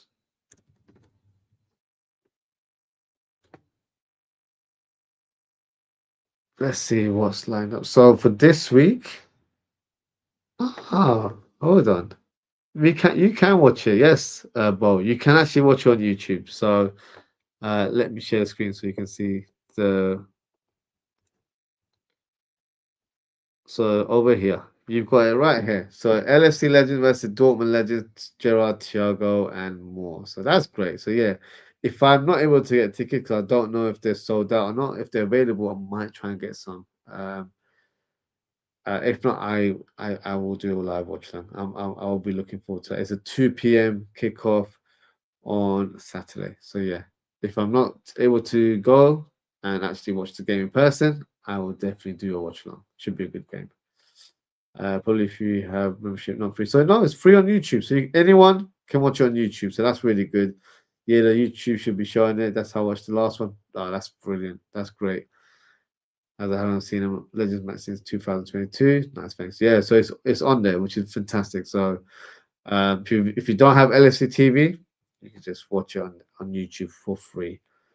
Be honest, Ozzy, the most uh exciting game this season? Probably, to be fair. Um, Ozzy on the phone to start after the stream to get tickets. Yeah, I got try and get the hookup, isn't it? Try and get those VIP tickets. I might even have an involvement in the after party as well. I don't know. So yeah, we'll see. We'll see how it goes. But yeah, looking forward to it nonetheless. But that is it for today, guys. Thank you so much for tuning in. Let's give a shout out to everyone involved today. So shout out to Wayne, shout out to Bo, shout out to Deluded Steve, shout out to who else we have? Double D. Um, Shout out to LFC Jamaican Scouts Football. Who else do we have? Shout out to what other comments do we have here? Shout out to I think there were a couple of new faces. I apologize, I can't read your name, but I think you came on the show the other day. So yeah, shout out to you. Um, Shout out to the Clipping Con. Um, I think that's it. If I've missed you, apologies if I missed you. And shout out to JK. Shout out to Bat Liverpool, and shout out to Double D for calling as well. Appreciate you getting involved. Um, just got a few more comments there. Let's read them out. Normal Jizzle Gala. Although we're miserable, yeah. Abdul, big up Abdul. It's been a long time. Abdul says, hi, Ozzy, Bold, Lou Steve, come back and chat. We need a prime Buffon, Carlos, Cafu, Maldini, Puyo, Perlo, Zidane, Ronaldinho, Messi, CR7, and R9. Those are some of my favorite players of all time, especially in those positions. So yeah, big up to you. Abdul's not been here for a while, so big up to Abdul. I hope you're doing well. Uh, keep up, brother, and F United. Yeah, F United, indeed. Why not? Why not? But yes, shout out to everyone for getting involved today. Sad news in terms of Mohamed Salah, but I think it was going to happen at some point. So we'll just have to see what the future holds for Liverpool going forward. But that is it for today, guys. Thank you so much for tuning in. Take care, stay safe, I hope to speak with you all very, very soon. Goodbye.